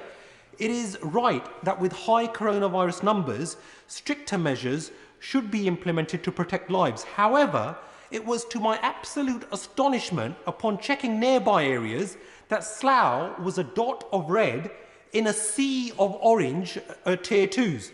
Despite committing to a regional approach, Slough has been made a special case, segregated from the rest of Berkshire County and the wider region. It appears based on an arbitrary political decision and an anomaly nationwide. Areas in Essex, London and Surrey all have local authorities with comparable, if not higher, infection rates to my Slough constituency, yet similar action has not been taken. So, Madam Deputy Speaker, for the tiered system to work, it must be consistently applied and based on scientific evidence. Yet at a time when we need fairness, clarity and transparency, all we have is confusion and mixed messaging. This is particularly detrimental for businesses who under normal circumstances would often be heading into the busiest period of the year, and they are now faced with no clear plan or adequate support from the government. I have been contacted by hundreds of Slough constituents concerned about the impact Tier 3 restrictions will have on their livelihoods without increased support. Businesses in the dark, eligibility issues around the self-isolation support payment, inadequate support that does not reflect business need or length of time under each tier. The government has had months to prepare and fix the many issues which Labour have been consistently highlighting. Back in October, Madam Deputy Speaker, prior to our month-long lockdown, I called upon the Prime Minister to fix our test, track and trace system and hand responsibility from Serco to local public health teams who know their area. Yet the government is just not listening and continues to fail us. And the budget now is at a staggering £22 billion, more than the annual budget for the police and fire services combined. And in the last few seconds that I've got, Madam Deputy Speaker, I would say that we need much more funding and resources for our local public health teams. And with each day of government incompetence, lives and livelihoods are put at risk. And despite the doubts about these new proposals, I sincerely hope that they, along with the excellent news of a vaccine on the horizon, that with that things vastly improve, or are fair that we will be headed to further lockdowns in the future. Damien Green. Thank you, Madam Deputy Speaker. I rise with some sadness to oppose this motion. as I recognise the hugely difficult decisions ministers have to make and the many successes that my right honourable friend, the Health Secretary and his team have brought about in recent months. But as the first member from Kent to be called in this debate, I'd be failing my constituents if I didn't register a strong protest about the way the tiers have been applied in a fashion which to many people feels arbitrary. I should say, of course I don't share the views of those who think any restrictions are unnecessary, still less those who think this is part of some great conspiracy. What I want to see is a balanced and effective approach to saving lives and jobs. I reject the idea that you have to choose between lives and livelihoods. Of course we will save more jobs if we control the virus as fast as possible. And it's reckless and inhumane to argue that the deaths of older people is something we should just put up with. But to be as effective as possible, the new tiered system needs wide public consent. In the end, we're all responsible for our own actions. So I want to see a system that encourages the most people to obey the rules for the largest amount of time. I put to the Prime Minister last week the thoughts of a constituent who said that if the government imposes stupid rules, people will stop obeying the sensible rules as well. This was sadly dismissed. Since then, the national debate has moved on to how big a Scotch egg has to be to constitute a substantial meal. I rest my case. I'm afraid what we have before us today fails the test of maximising voluntary public support. To be specific, it certainly does in my constituency, where I've had the most angry emails over a weekend since the Dominic Cummings trip to Barnard Castle. The problem for us is the sheer size of Kent and the huge disparity of rates of infection between different parts of the county. There are rural areas in the southwest of the county which have very low rates, which are many miles from the areas in the northeast of the county, where rates are indeed alarmingly high and which absolutely need to be in Tier 3. I'm grateful to the Prime Minister for his indications earlier on this, but they are not yet quite a commitment. I don't believe in simply whinging, so we have suggested an alternative route to ministers. We've said that instead of putting an entire county or region into a particular tier, we should do it on a borough or district basis. I hope that this idea is indeed being seriously considered in government now. One advantage of this approach would be that it would be more flexible for ministers to decide to move areas between tiers. So this would give people some hope, given that only 1% of the population is in Tier 1, that they might have more of their normal life restored quickly. Two more points. First, from my constituency point of view, what was the point of the second lockdown? The national figures are pointing in the right direction, but we entered it in Tier 1 and leave it in Tier 3. That's a puzzle for a successful policy. But if that's puzzling, even more so is why it seems to have worked in every part of the country except North East Kent. Genuinely, why is that? And secondly, I would urge ministers to spend a lot of time and effort between now and Christmas urging people to be ultra cautious in the 5-day exemption period. We seem to accept as inevitable that there will be another spike in January because of Christmas. I very, very much hope that won't happen, because if we do, we'll have exchanged a weekend of fun for a long winter of regret to follow. We can now see the glimpses of normal life resuming with the vaccine and regular quick testing. For us to reach that promised land as quickly as possible, the public need to give their full assent to the new measures. I very much hope the government will come forward with some that do reach that public assent, but these proposals, I'm afraid, don't achieve that, so I'll be voting against them. Cat Smith. Thank you, Madam Deputy Speaker. And Lancashire is an awful long way from Kent, but as I follow the Honourable Gentleman, there are many parallels in the experiences I had this weekend to the experiences that he described with his constituents as well.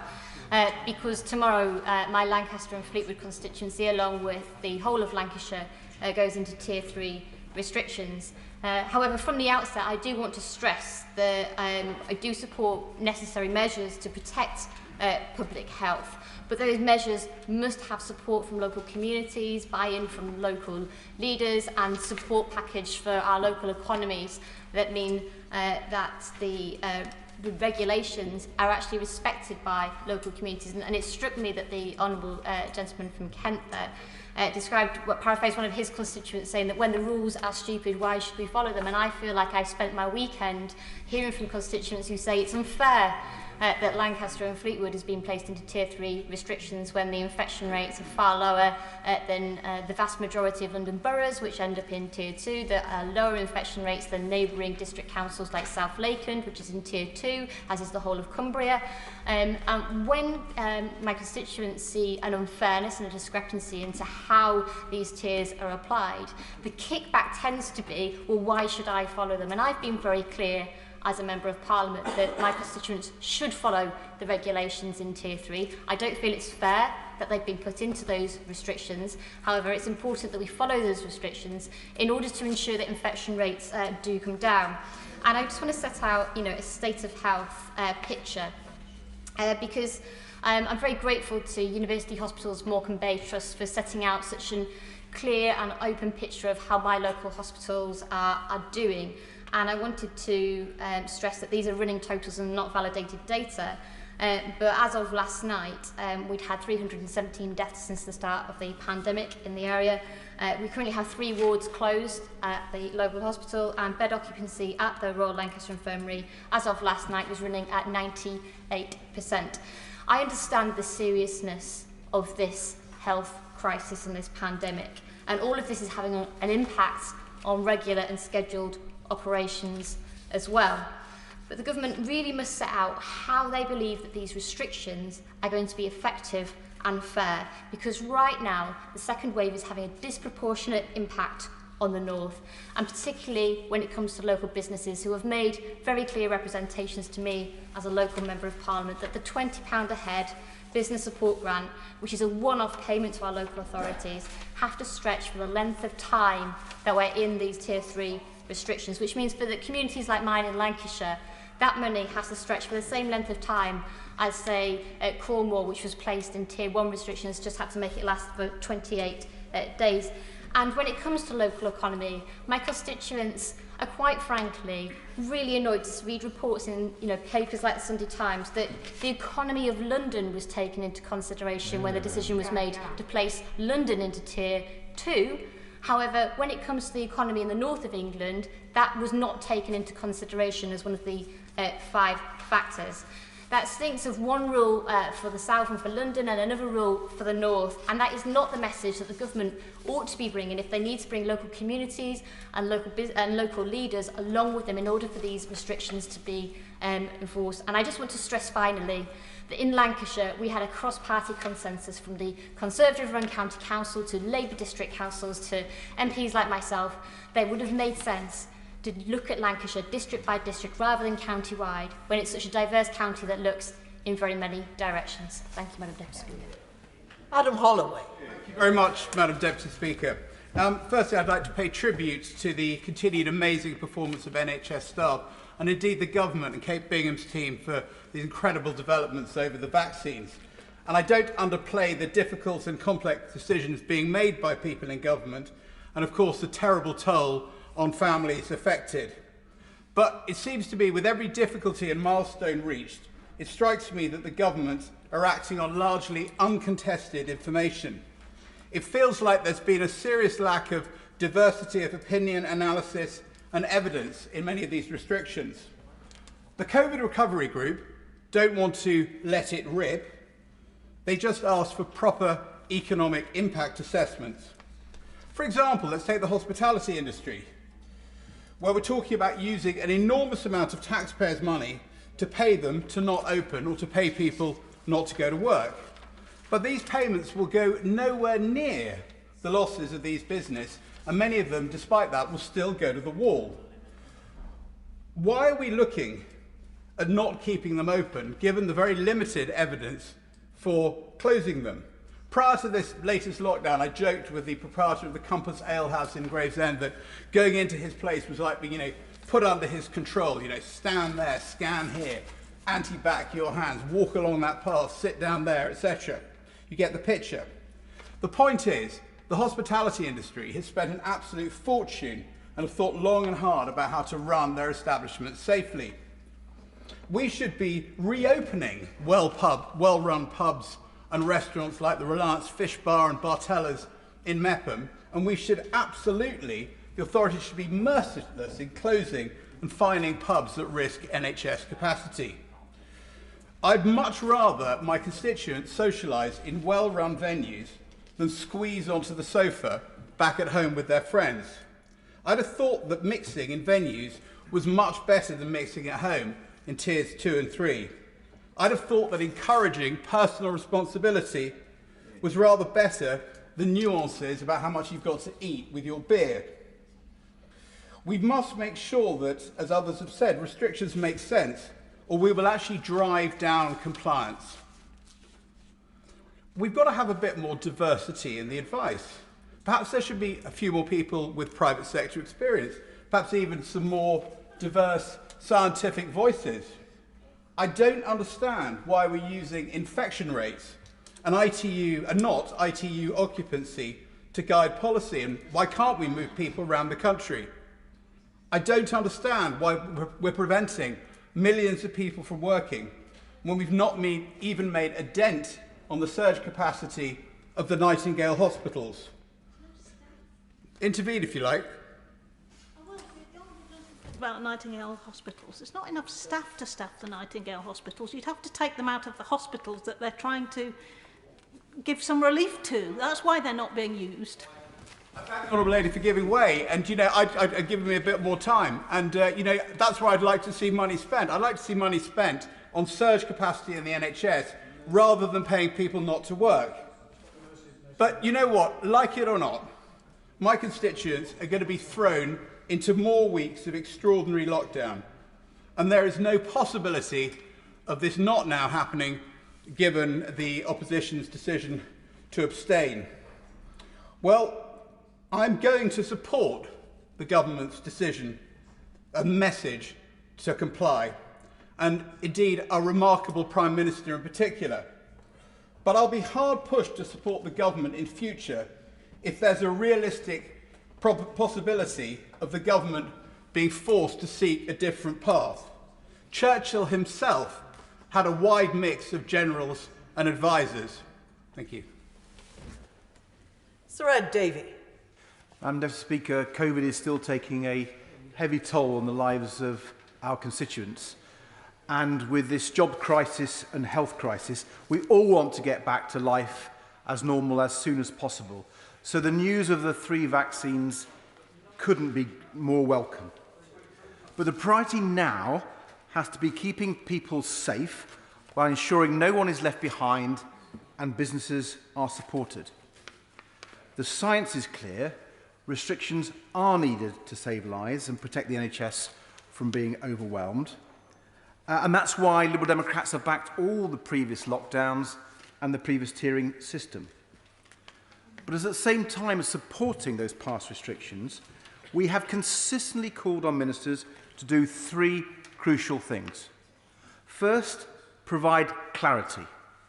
We need transparency and honesty in government communications, so people understand what the rules actually are, why they must follow them, and aren't just left confused and unconvinced.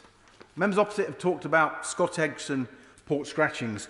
I asked the Prime Minister about whether he could assure people they could get tests before travelling to see their loved ones at Christmas, and he couldn't answer that question clearly, Madam Deputy Speaker. It's not surprising that the general public are unclear what the government is trying to tell them. The second issue we've raised is that we need proper financial support for all individuals and all businesses impacted by these restrictions, especially the self-employed, the hospitality sector, the tourism sector and charities. Otherwise, people are excluded. And the third point we've made time and time again is the most critical. We need a comprehensive system of test, trace and isolate, so every case of COVID is identified fast and the right measures to prevent new infections are taken fast. Sadly, the government has failed to deliver on each of those things. But let me, Madam Deputy Speaker, focus on isolation, because I don't think this has had the attention it deserves. Back in September, the Prime Minister promised that anyone on a low income who had to self-isolate would get a £500 payment, so they could afford to self-isolate. What's the reality been? The money simply has not got through, and isolation rates have become dangerously low. The head of the Resolution Foundation told the Work and Pensions Committee recently that there is almost no take-up of this payment. Why? Because you can't get it if you're told to self-isolate by a local contact tracer instead of a national one. Because you can't get it if you have to stay at home because your child's been told to self-isolate. So 7,000 people who've applied for their £500 in Yorkshire and Humber have been turned down. That's 60% of all applicants. In Oldham, it's 50%. In Liverpool, it's 80%. Madam Speaker, is anyone surprised that the opposition has no confidence in this government's ability to handle this pandemic? So I'm afraid, reluctantly, we cannot support the government today. They have failed to set out the clear criteria for which areas are in each tier. They have failed to engage with local authorities, and they've failed to provide the clear evidence to this House. Madam Speaker, the Prime Minister's proposals are arbitrary, confusing and chaotic, and we will not support them. Dr. Andrew Murison. Madam Deputy Speaker, I find myself more able to support the government today than I was on the 5th of November. And the reason for that was last month I was concerned about the lack of a plan B and the fact that we might have to have such a thing in the event that there was a prospect of a third or fourth or fifth wave from this terrible virus. It seems to me that we are on the brink of a game changer now, in the way that perhaps we couldn't be confident about last month. And I think that is important, because in the event that we can turn this around in the near future, the need for protected isolation falls away. And it's for that reason that I see the logic of what the government is attempting to do on this occasion in a way perhaps that was eluding me ever so slightly on the 5th of November. Madam Deputy Speaker, the other thing that probably gets it over the line for me is that the UK appears, with what is proposed for tomorrow onwards, to be doing more or less the same thing as other similar jurisdictions. And that isn't just followership, it's important, because each one of those countries, with all their experts, will have been making similar assessments and coming to, broadly speaking, the same sort of conclusions, and that is important. Now, from the leaked documents that we saw in October, the South West and Midlands would have been the first in the run of our hospitals to have gone over capacity. And there's a big difference between the two, however, in that the prevalence of the disease was very, very different, with the Midlands being much larger than the South West. Now, the document suggested South West hospitals would have been overwhelmed on the 9th of November and the Nightingales on the 24th of November. In the event, at peak, at my largest hospital, the RUH in Bath, we had 70 cases, and that was on the 24th of November, 19 days after lockdown. That seems to me to vindicate the model, it seems to me to vindicate the action, and even perhaps the broad brush tiering approach now being proposed by the government, apropos the point about the Midlands and the South West. In all of this, we have to understand that there is a huge margin of uncertainty. We also need to understand that the facts are changing all the time. We have to sometimes accept, and I would say this to some of my colleagues, that sometimes there isn't evidence in the way that maths, physics and chemistry provides us with evidence. We have to deal instead with what appears to be biologically plausible. We have to look at outbreak studies. We have to look at the application of common sense to anecdote. Now, I too am disappointed that the proposed tiering system has so little granularity. But we have found, to our dismay, that the tools to do comprehensive contact tracing that would have facilitated such granularity simply are no longer there. Even Germany now is finding that to be the case. In 2 weeks' time, it is to be hoped that we will have been able to appraise the situation against the 5 points, plus the knowledge of human geography that we facilitated with the restrictive measures we put in place earlier this year, and boroughs and districts, where appropriate, will be able to be re-tiered to the satisfaction of colleagues. The fundamental problem is our lack of public health capacity, and that's something we need to address in the longer term, notwithstanding the positive early steps the government has taken at pace in relation to things like the Joint Biosecurity Centre and the National Institute for Health Promotion. Finally, in agreement with my right honourable friend, the member for Ashford, can I say that the Prime Minister is no natural Grinch, but we need to be very, very careful about having 5 days of partying over Christmas, only to regret it in January. Emma Lewell-Buck. Thank you very much, Madam Deputy Speaker. We are in a never-ending cycle of national and localised lockdowns and restrictions that aren't working. The daily death toll remains high. Hundreds continue to die every single day. Infection rates are ever shifting. People are seeing their sacrifices and impact on their liberties and freedoms in their wider community not yielding the results they were promised. This government have squandered any goodwill they had and have lost the confidence of the country and many in this place. I voted for the current lockdown through gritted teeth. It was to give the government one last attempt to try and get the virus under control and sort out the shambles that is test, track, trace and isolate. They have failed. Thousands of contacts continue to be missed. As a result, thousands of people continue not to isolate and the virus continues to spread. Instead, the government have used this pandemic as an excuse to bung our taxes to their mates, reaching new levels of democracy. It's clear now that the government are void of any proper strategy. Their mixed messaging and ever-shifting rules and regulations have caused confusion. So public health measures put in place aren't being given enough time to embed properly into our everyday behaviour. I have asked repeatedly the Secretary of State and various ministers what will be different this time that will mean these new local lockdown measures will work. Each time I get mass testing. Yet this mass testing is now community testing, and it's transpired that there's no actual plan at all about how to carry it out, and it is still not in place. The long-awaited cost-benefits analysis was poor, but we don't really need it. We can all see what is happening to the economy. We can all see the impact this is having on loneliness, mental health, poverty, and delays in cancer treatments. I do not accept that voting against these measures today is to let the virus rip. It is saying to the government, come back with something else, come back with something better and more acceptable. We need a more sensible approach, one where we can live with the virus in the safest way possible, that gives clear public health messaging, indicates how areas can move between and in and out of tiers, gives proper, equitable financial support to each area, and protects the most vulnerable and does not trash our economy. I know, Madam Deputy Speaker, that this isn't easy for any of us, and we are grappling with a virus that, quite frankly, we still do not know enough about.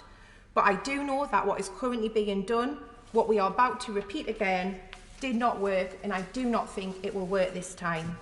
Today, I will be voting against these measures because I absolutely must do what I feel is best for my wider community. Sir Desmond Swing. Why will you be able to buy a pint in a sports venue without getting anything to eat? But if you order a pint in a pub, you'll have to have a substantial meal. I'll leave that hanging as the great existential question of the day.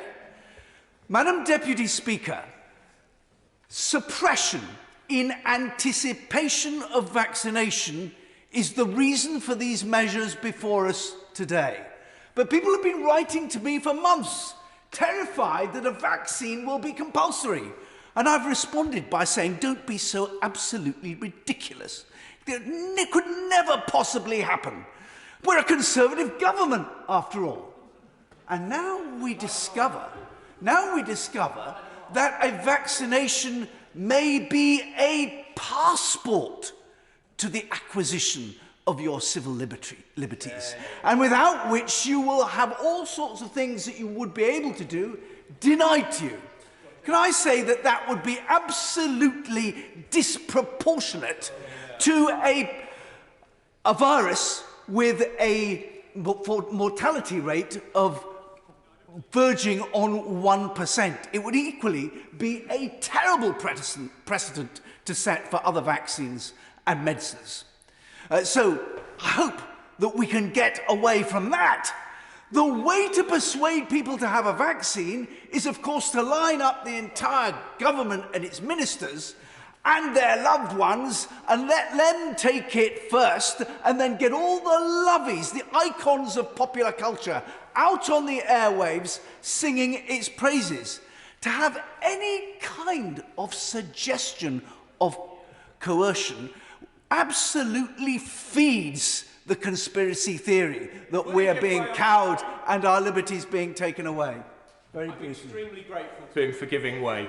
Will he agree with me that it's not enough for the government merely to refrain from coercing people? The government's also got to pay attention to implicit coercion. That is, if the government turns a blind eye to allowing businesses like airlines and restaurants to refuse to let people in unless they've had the vaccination, the government's got to decide whether it's willing to allow people to discriminate on that basis. Discrimination. It would be vaccinationism, which we must, of course, resist. The other thing that any kind of coercion would do would be to set the seal on this government's reputation as the most authoritarian since the Commonwealth of the 1650s.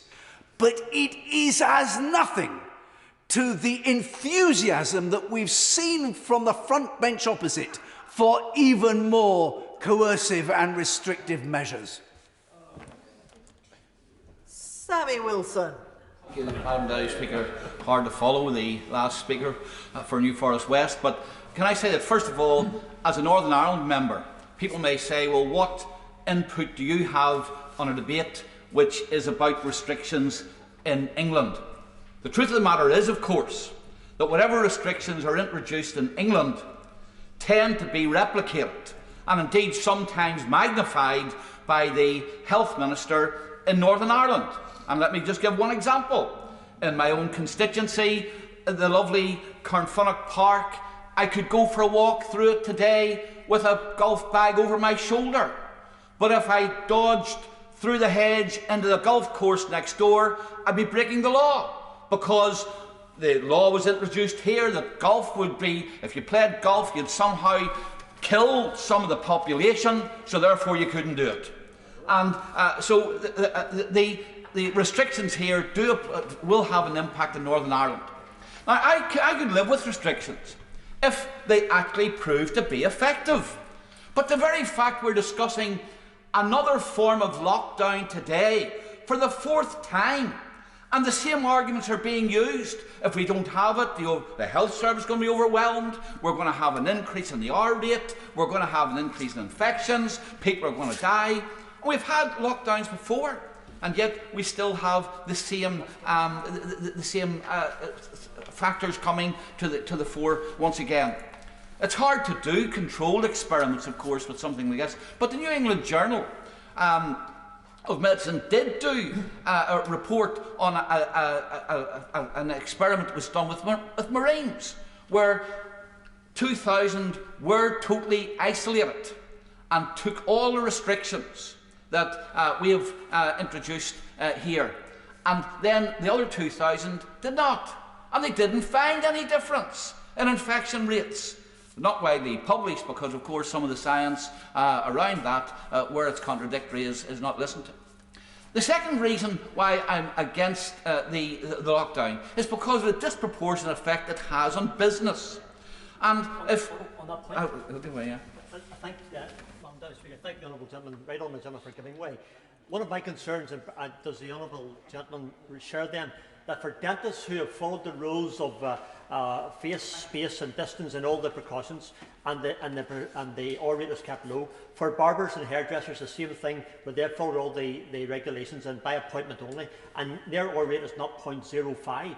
Does he not feel at this time, for those who follow the rules and do it correctly, they should be rewarded rather than stopped having their business? Yes, and of course that's the frustration for many people, that they see their businesses being ruined by restrictions, even though, first of all, it can't be identified that their businesses are responsible for infection being spread, and secondly, they've taken all the precautions. And the number of small businessmen and women who have sacrificed their savings, who have given their lives to building up their business, who have taken risks with their own money, to find their businesses squeezed by the powerful hand of the state. It causes anger, and quite rightly it causes anger, to see people who get tossed out of their jobs by the same powerful hand, all on the basis that these restrictions are necessary. I think that we've got to ask ourselves, and it's significant, the government does not want to put beside the benefits of the restrictions on health, the impact which it has on the economy, and we don't have that stark comparison being made, because of course if we did that, we would find that a lot of questions would have to be asked. And of course, we also have to remember that many other people who are suffering from diseases which could be cured, which could be treated, and would save lives, but whose deaths will not be reported on the BBC in the daily death toll which we're given every night on the news. Those people equally have a right to ask questions. Why is the health service so distorted that our lives are not valued in the way that they should be?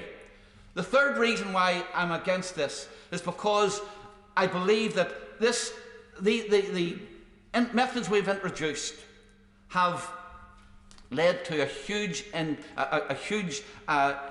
incursion into our personal liberties. And it's been done, many people have been amazed, how have people acquiesced? It's been done through Project Fear.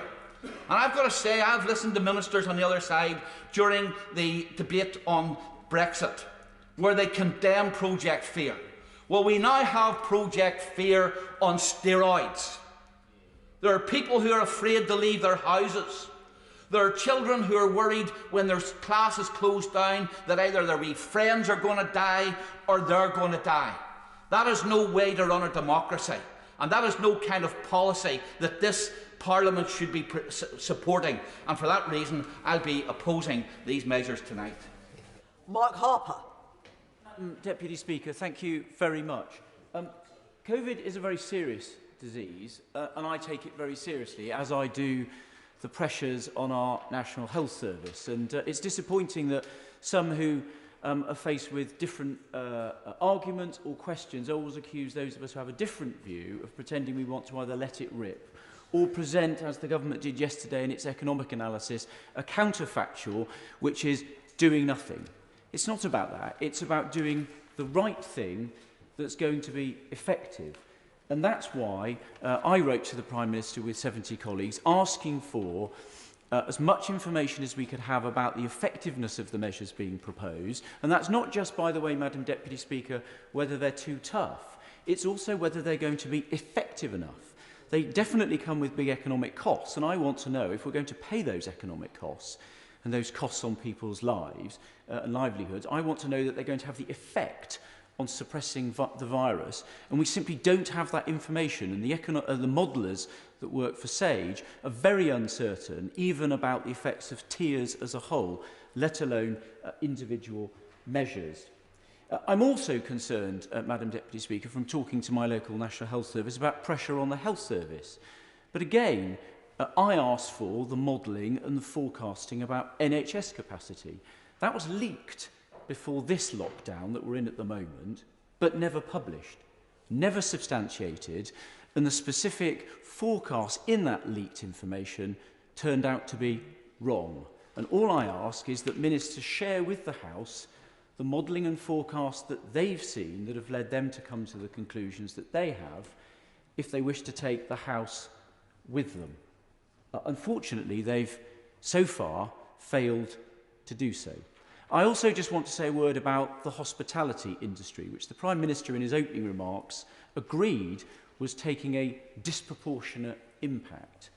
There's very little hard evidence that COVID transmission is high in those settings, and if the COVID secure guidelines to have any meaning, the government should work with the sector to understand if there are risks, how they can be managed. And I'll give you one example, Madam Deputy Speaker.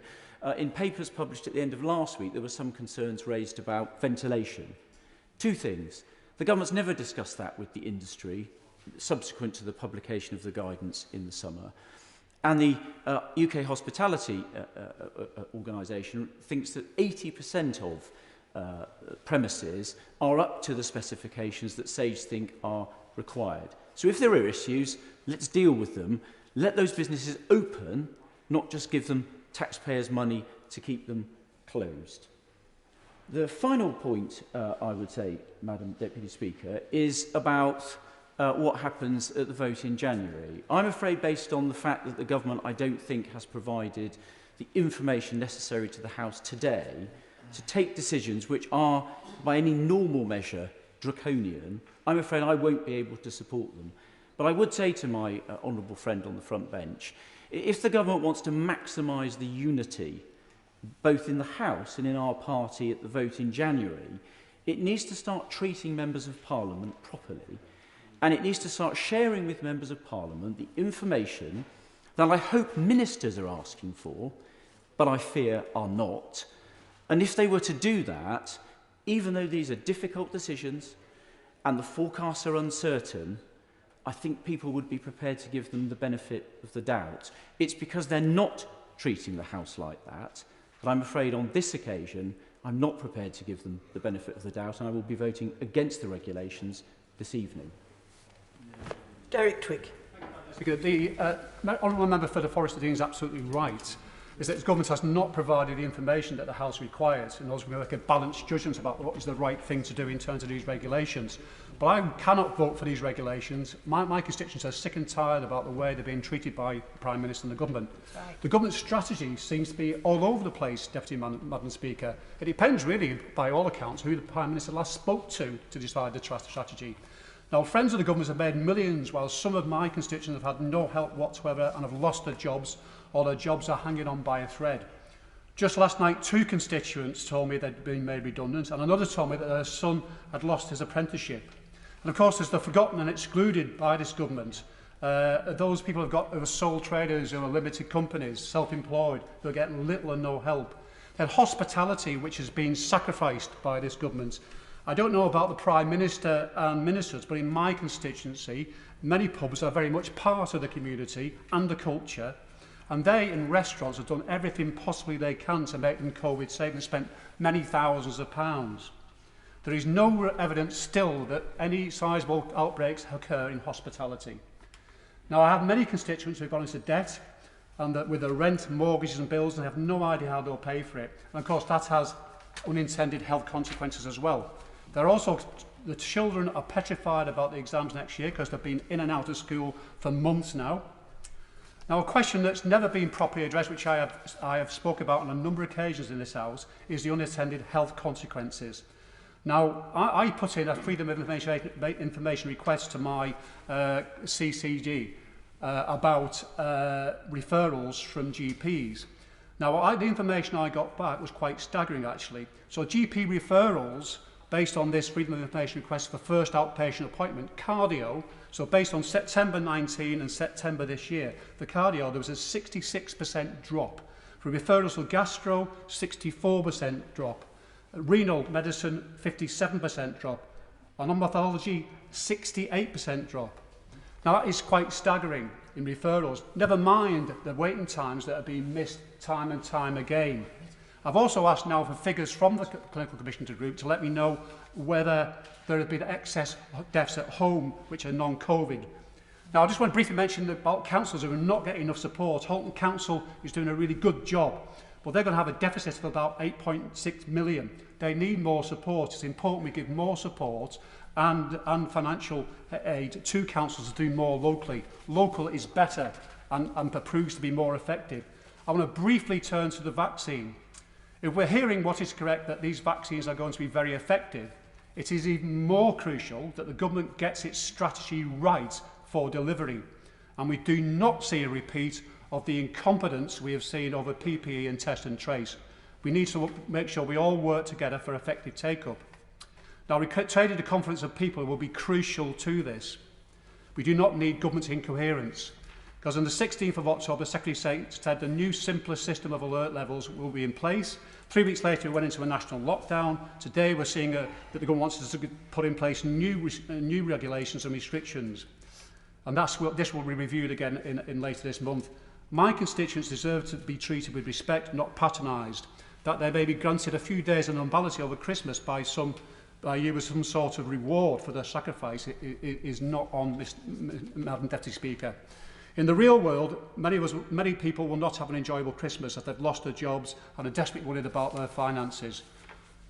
Well, I'm not against restrictions in talk. There's got to be some restrictions, but there's got to be a balance about that and the economic and health consequences as well. But I'll be voting against these restrictions tonight, Madam Deputy Speaker. Chris Grayling. Thank you, Madam Deputy Speaker. Let me start, if I may, with some positives. And particularly I'd say to the Minister, for whom I have the highest regard, her team in the Department of Health has done some things phenomenally well in the last few months. I look at the work they've done in preparing this country for a substantial supply of vaccines. I look at the work they've done on testing, both of which are really far in excess of what's been achieved by any other European country. That is something they should all be proud of and take credit for. It is also the case that when they face criticisms over issues like track and trace, the reality is the problems they face are exactly the same as those being faced in other countries. You just have to read the media in France and Germany and elsewhere to realise these are not issues that are unique to this country. They're not issues of some individual form of incompetence in government here. They're challenges being faced by all major nations. And that's something they should always bear in mind as they deal with the inevitable flak that flies around in a difficult time like this. But I also say to the Minister, and I don't say this to her personally because I have the highest regard for her, and I hope she'll take this back to the Secretary of State. What I want to do is explain to her why it is that confidence in much of what is now coming out of her department, of Public Health England, the presentations we hear, the data we see, is now undermining our confidence in this House, in the messages we are being given. And that is fundamentally important when we're being asked to support measures going forward, not now, but also particularly in January, since quite clearly these measures are going to get passed today. But there is another checkpoint in January, and the government has a big task to do to win the confidence of all of us at that time. And I think there are two particular areas of concern I have. The first is in relation to the data that we see. It is a matter of record now that when we were shown the data that justified this current lockdown, back at the end of October, the 4,000 deaths a day figure, that information used to justify what was happening was a long, long way away from being accurate, and indeed has been discredited by the people who authored it as being relevant for that purpose. So that was one example. The second example then, we were told about the risks to the health service, and that lockdown only could sort the problem because the tier system just wasn't doing enough. But we now know also that that was questionable, because actually the progress we've seen in hospital admissions, in the death rate in the last month, almost none of that can be attributed to the current infection, hospitalisation, serious illness and so forth. And the reality is, if you look at the data that was published by her department, it showed hospitalisations were slowing at the start of the lockdown period. And actually just yesterday, we saw figures. I saw them in my own county in Surrey. They were released nationally. What we've seen is actually the health service is not at capacity at the moment. The bed occupancy rates are lower than they were last year. And in my county in Surrey, 100 beds with oxygen are currently occupied by COVID patients. So these are the things that sow seeds of doubt. The other thing that sowed seeds of doubt, Madam Deputy Speaker, is the reluctance of the public health world to have a balance of risk between health needs and economic needs. We see that in the treatment of the hospitality sector. Don't ask me why on earth pubs can't open in that 5 days over Christmas so we can have a meal out of the pub rather than a meal at home. One example of risk aversion. The treatment of the aviation sector, where we can test the whole of the population of Liverpool, but we won't use testing to reopen key economic routes for the country as we approach the post-Brexit world. So my message to the government is this. There are many things it's done that have been fantastic over the last few months in dealing with extraordinarily difficult circumstances. But if this risk aversion continues, and if the data continues to have these question marks, how on earth can we on these benches be relied upon to be confident in the decisions that are being taken? Maria Eagle. Thank you, Madam Deputy Speaker. It seems to me, listening to the debate and listening also to my constituents, that the government has a problem with being trusted in this field at the moment. And I think much of that, and I'm trying to be supportive, comes from the fact that there's a feeling there isn't total transparency. I think that trust of the kind that's needed to impose these sorts of measures must come from utter openness and transparency. And if the government were to learn anything from the nature of these debates over the months, I think that that's the lesson they should learn. They must be more open and more transparent. They keep changing the rules in a confusing way repeatedly, and they seem to often be more interested in managing difficulties from their own backbenchers than they are in communicating properly with the public and promoting understanding about why these measures are sometimes necessary. I want to say a little bit about the experience in Liverpool, because we were the first area into Tier 3, the old Tier 3. We've already got a new one starting tomorrow, the old Tier 3. And actually the reality is that infection rates have fallen enormously since then. Local leaders were asking for a full lockdown ahead of the Tier 3 arrangement and embraced Tier 3 happily because of what was happening.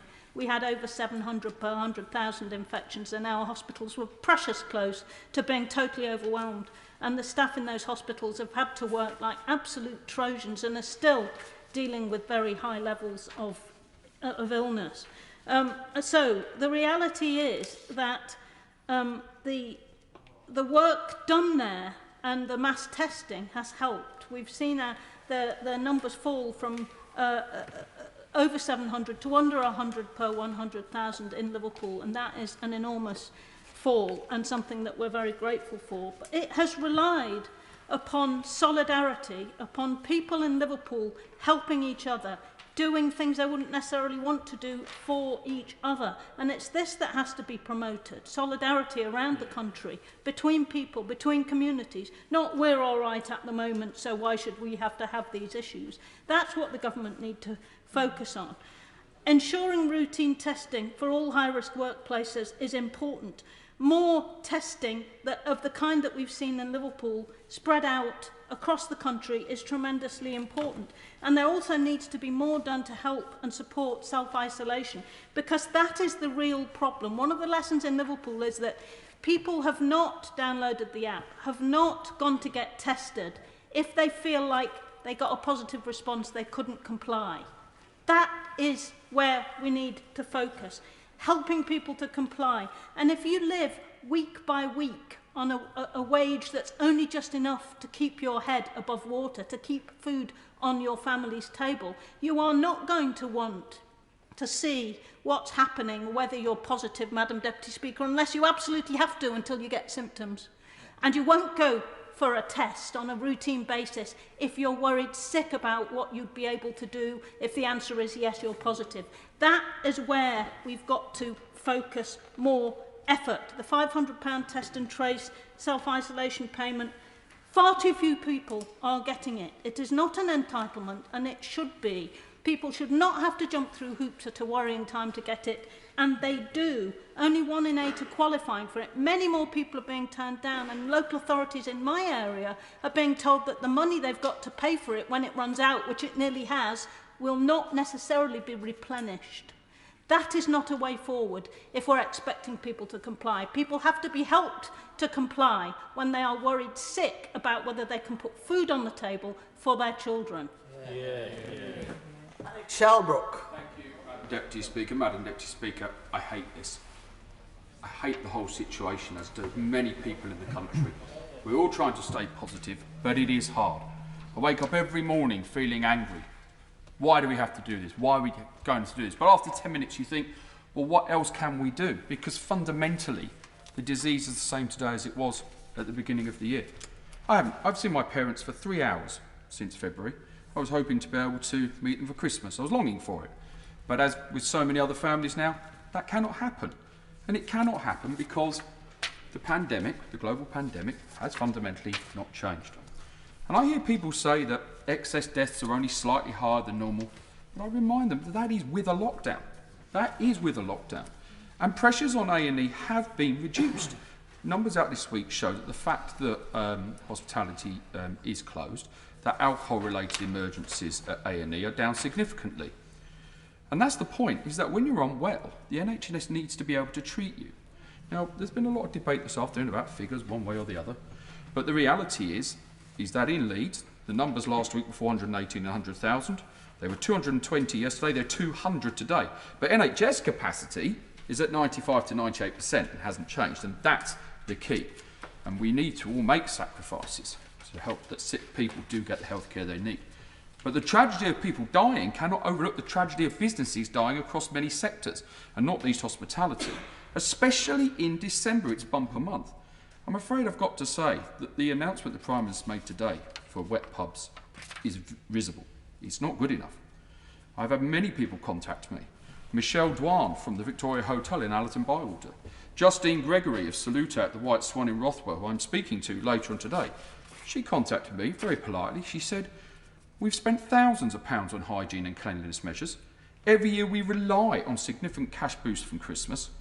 I know this is a big ask from the government that has already spent billions, but ultimately we are a viable, profitable business that the government has closed."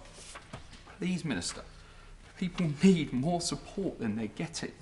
And I've got a huge amount of respect for my honourable friend, and I know she'll feed this back, but it's not gone unnoticed on the back benches that a little over 2 hours into this debate, we're on our third front bencher. And is the message going back clearly to the points which are being made today?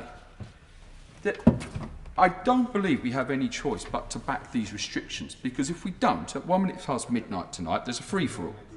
But we've got to stop playing jeopardy and saying, if we don't back it for the health measures, there's a problem, and we'll think about what we're doing for businesses. The hospitality industry desperately needs our support. But if we don't back the measures, if there's a free-for-all, we run a very difficult situation, to perhaps use a term at this time of year, of the NHS saying, sorry, no room at the inn, and sending people away to die at home.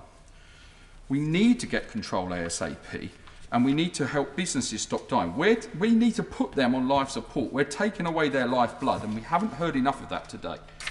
If we keep the numbers down from the vaccine is ready, we can get our country up and running as quickly as possible. Because when we do get up and running, there will be more everyday demands on the NHS, and we've got to make sure that COVID patients are at their minimum. Now, I've had a huge amount of correspondence threatening me, calling me every name under the sun if I vote for these restrictions tonight, but being a Member of Parliament is about holistic, tough decisions. Not hiding away and dodging leadership that we're once again seeing from the other side of the House, but actually saying that we don't like it, we've got to make these decisions. But I say to my honourable friend, please take back to the government that I will be voting for these restrictions tonight, but the package has been put into place for the hospitality industry at the most profitable time of the year is just not good enough.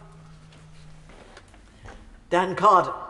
Thank you, Madam Deputy Speaker. And I'd like to focus my remarks on these health regulations in relation to my constituency. Liverpool Walton is the most deprived constituency in England. It has the highest youth unemployment in the country. It has child poverty at 40%.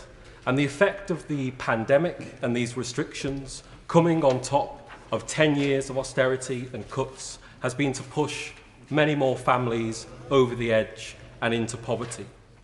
And we've had big policy announcements from this government, but the reality for too many people has been little or no help from government and little hope for the future. Jobs lost, businesses folded, communities going under. And Liverpool will move into Tier 2 tomorrow if these regulations are passed. The first place moving into a lower tier from before the lockdown. And Liverpool's mass testing pilot has been impressively delivered by our local public health teams, the council, Mayor Joe Anderson, and with the support of armed forces personnel. And what we know is that around 1,000 asymptomatic cases have been detected, and we await the scientific community's evaluation. But because this is a pilot, there are lessons to be learned from it. And I think the first lesson this House should learn is that a system delivered by local public health experts, as opposed to profiteers led by central government, is the most effective way to deal with the virus. In the most deprived parts of the city, only 4% of people came forward at first to be tested. And I've spent time listening to people locally and hearing about their experiences and what they face during this pandemic. And they are all too aware that testing positive means losing income if they have to self-isolate. They know the government's eligibility criteria for the £500 payment is far too strict, and they're right. In Liverpool, around 80% who applied were rejected. And the discretionary payments, which the local council has more control over, is capped and funding is set to run out before Christmas. Then you've got statutory sick pay, £95.85 a week, among the lowest rates in the whole of Europe, put simply not enough to live on. And if that wasn't bad enough, millions not even entitled to that. Nobody should be forced to choose between protecting public health and their own financial security. But that's the choice this government is forcing on the poorest in society. And the government knows it's failing. It knows from its own polling only 11% of people asked to self-isolate are doing so. And it's time it asked why. Because test and trace will only work if everyone is properly supported to isolate. And I have to say, whether it's the self-isolation grant, PIP, universal credit, doesn't it tell us everything we need to know?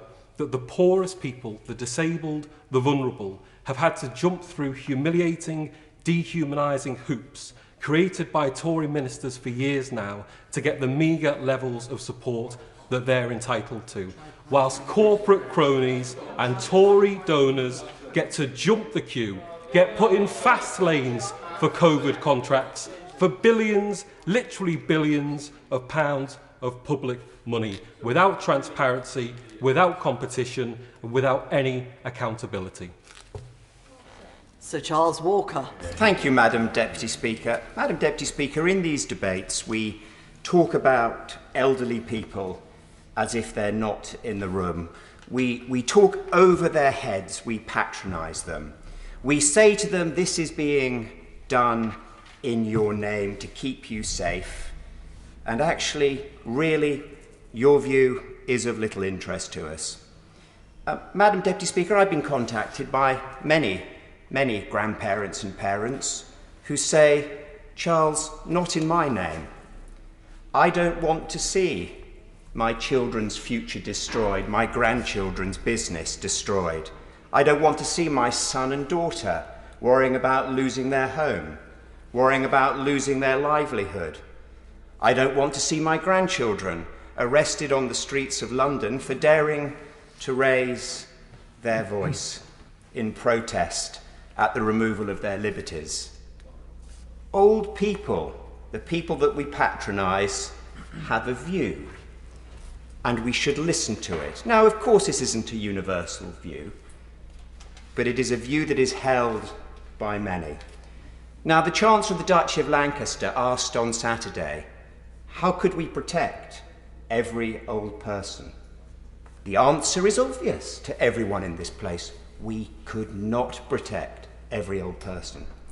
But we could have provided them with the information to make informed choices about their own safety. Because, funnily enough, you don't get old by being that stupid.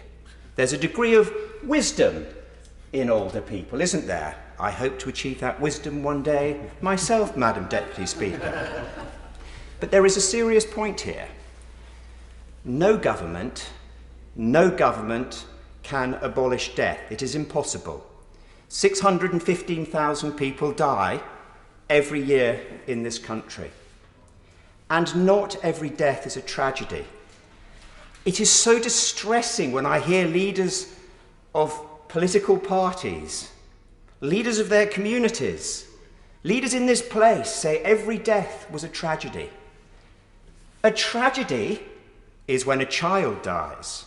A tragedy is when some young woman or young man dies, or when you are cut down in your middle years. But when we say it is a tragedy when someone at 80 or 90 has met their mortality, we diminish that life so well lived. We diminish the love, we diminish the way that person was cherished and the way that person was valued. So please can we just change the narrative when we talk about death? Because not all deaths are equal. There is the same outcome. But to compare the death of someone of 90 with the death of someone of 19 is not right. It is not right. But of course there has been tragedy attached to the death of elderly people, and that tragedy is that in their final days and months they've been denied the touch of the people that they love.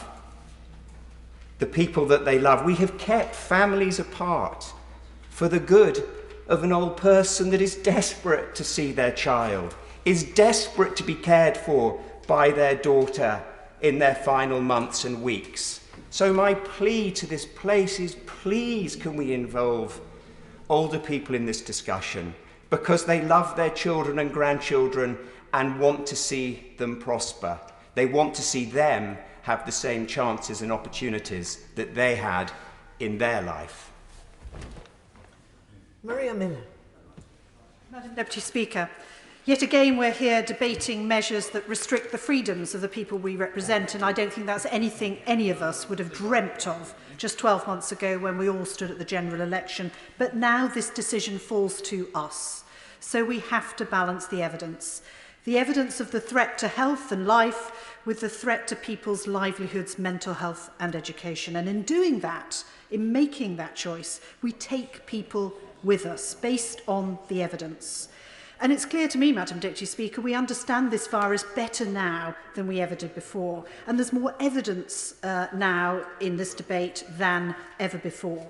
And I've been contacted by many people in my constituency, Madam Deputy Speaker, who don't want to throw away the gains we've made so far in advance of the rollout of mass testing and vaccines. NHS staff, school workers and shop workers who don't want to see an increase in infection in their community, making it more difficult for them to be effective in their roles. And the Prime Minister, my right honourable friend, has been very clear today that the tiers we are debating will be reviewed every 2 weeks. And the Prime Minister gets my full support for that approach rather than a continued lockdown if in return ministers can carefully consider two things, and I know my right honourable friend on the front bench will be listening carefully, which I believe which will help us continue to take the country with us through to the end of this dreadful pandemic.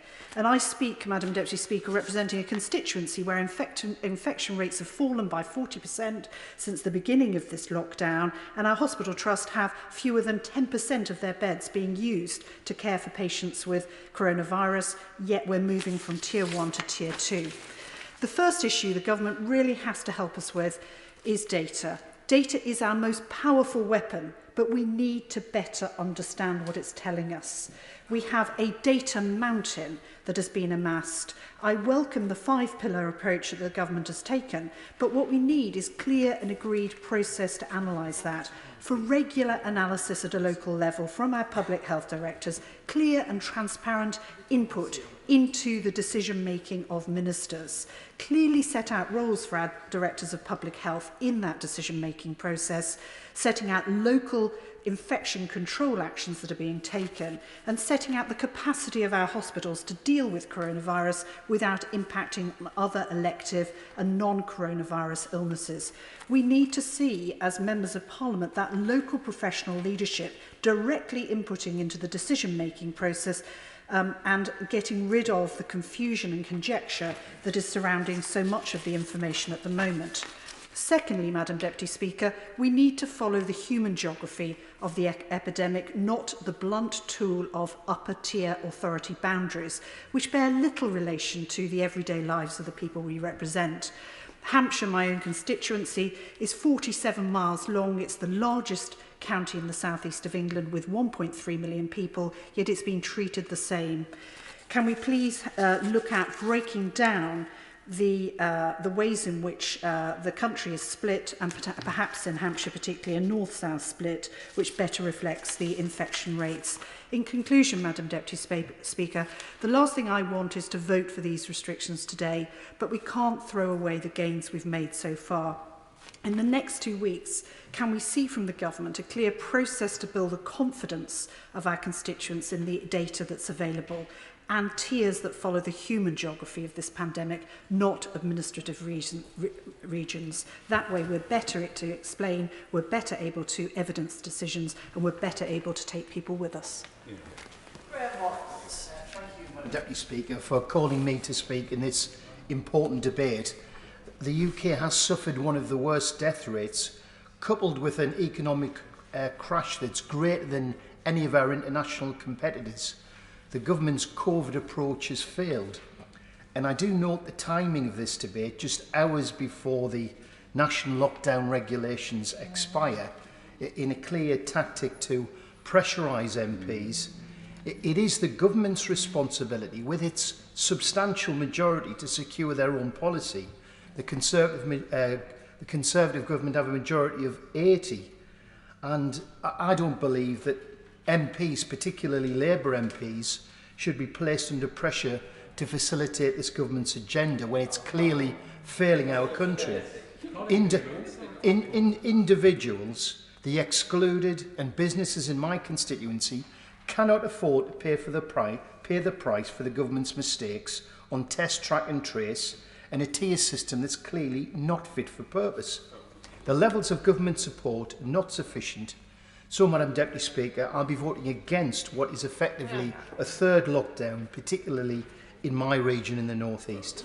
The government have never had a clear and consistent strategy. The Prime Minister has swung between the scientific evidence and political pressures. We've had 9 months of U-turn after U-turn, eroding public confidence and trust in government. No doubt the Prime Minister's wholehearted and uncritical defence of a special advisor breaking the COVID rules has contributed to an undermining of public trust in terms of their willingness to comply with COVID restrictions. Today we heard of a last-minute £40 million bailout for pubs, not introduced because the government wanted to support the industry, but as a payoff to secure the votes of Tory rebels. The government could have my vote tonight, Madam Deputy Speaker, with a competent and comprehensive support package for individuals and businesses in my constituency. First, we need to fully compensate the hospitality sector. Bars and clubs have spent many thousands of pounds to be COVID secure. It's reprehensible to turn on them now and say that that expenditure was for nothing. These, by and large, are not multinational or franchise businesses.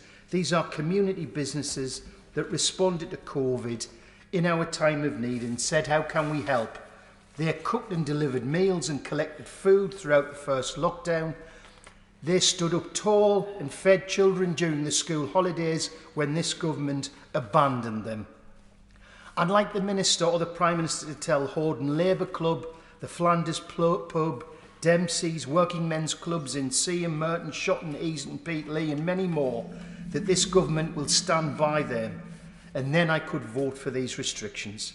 Can the Prime Minister tell me what is the average payout the £40 million announced today going to be?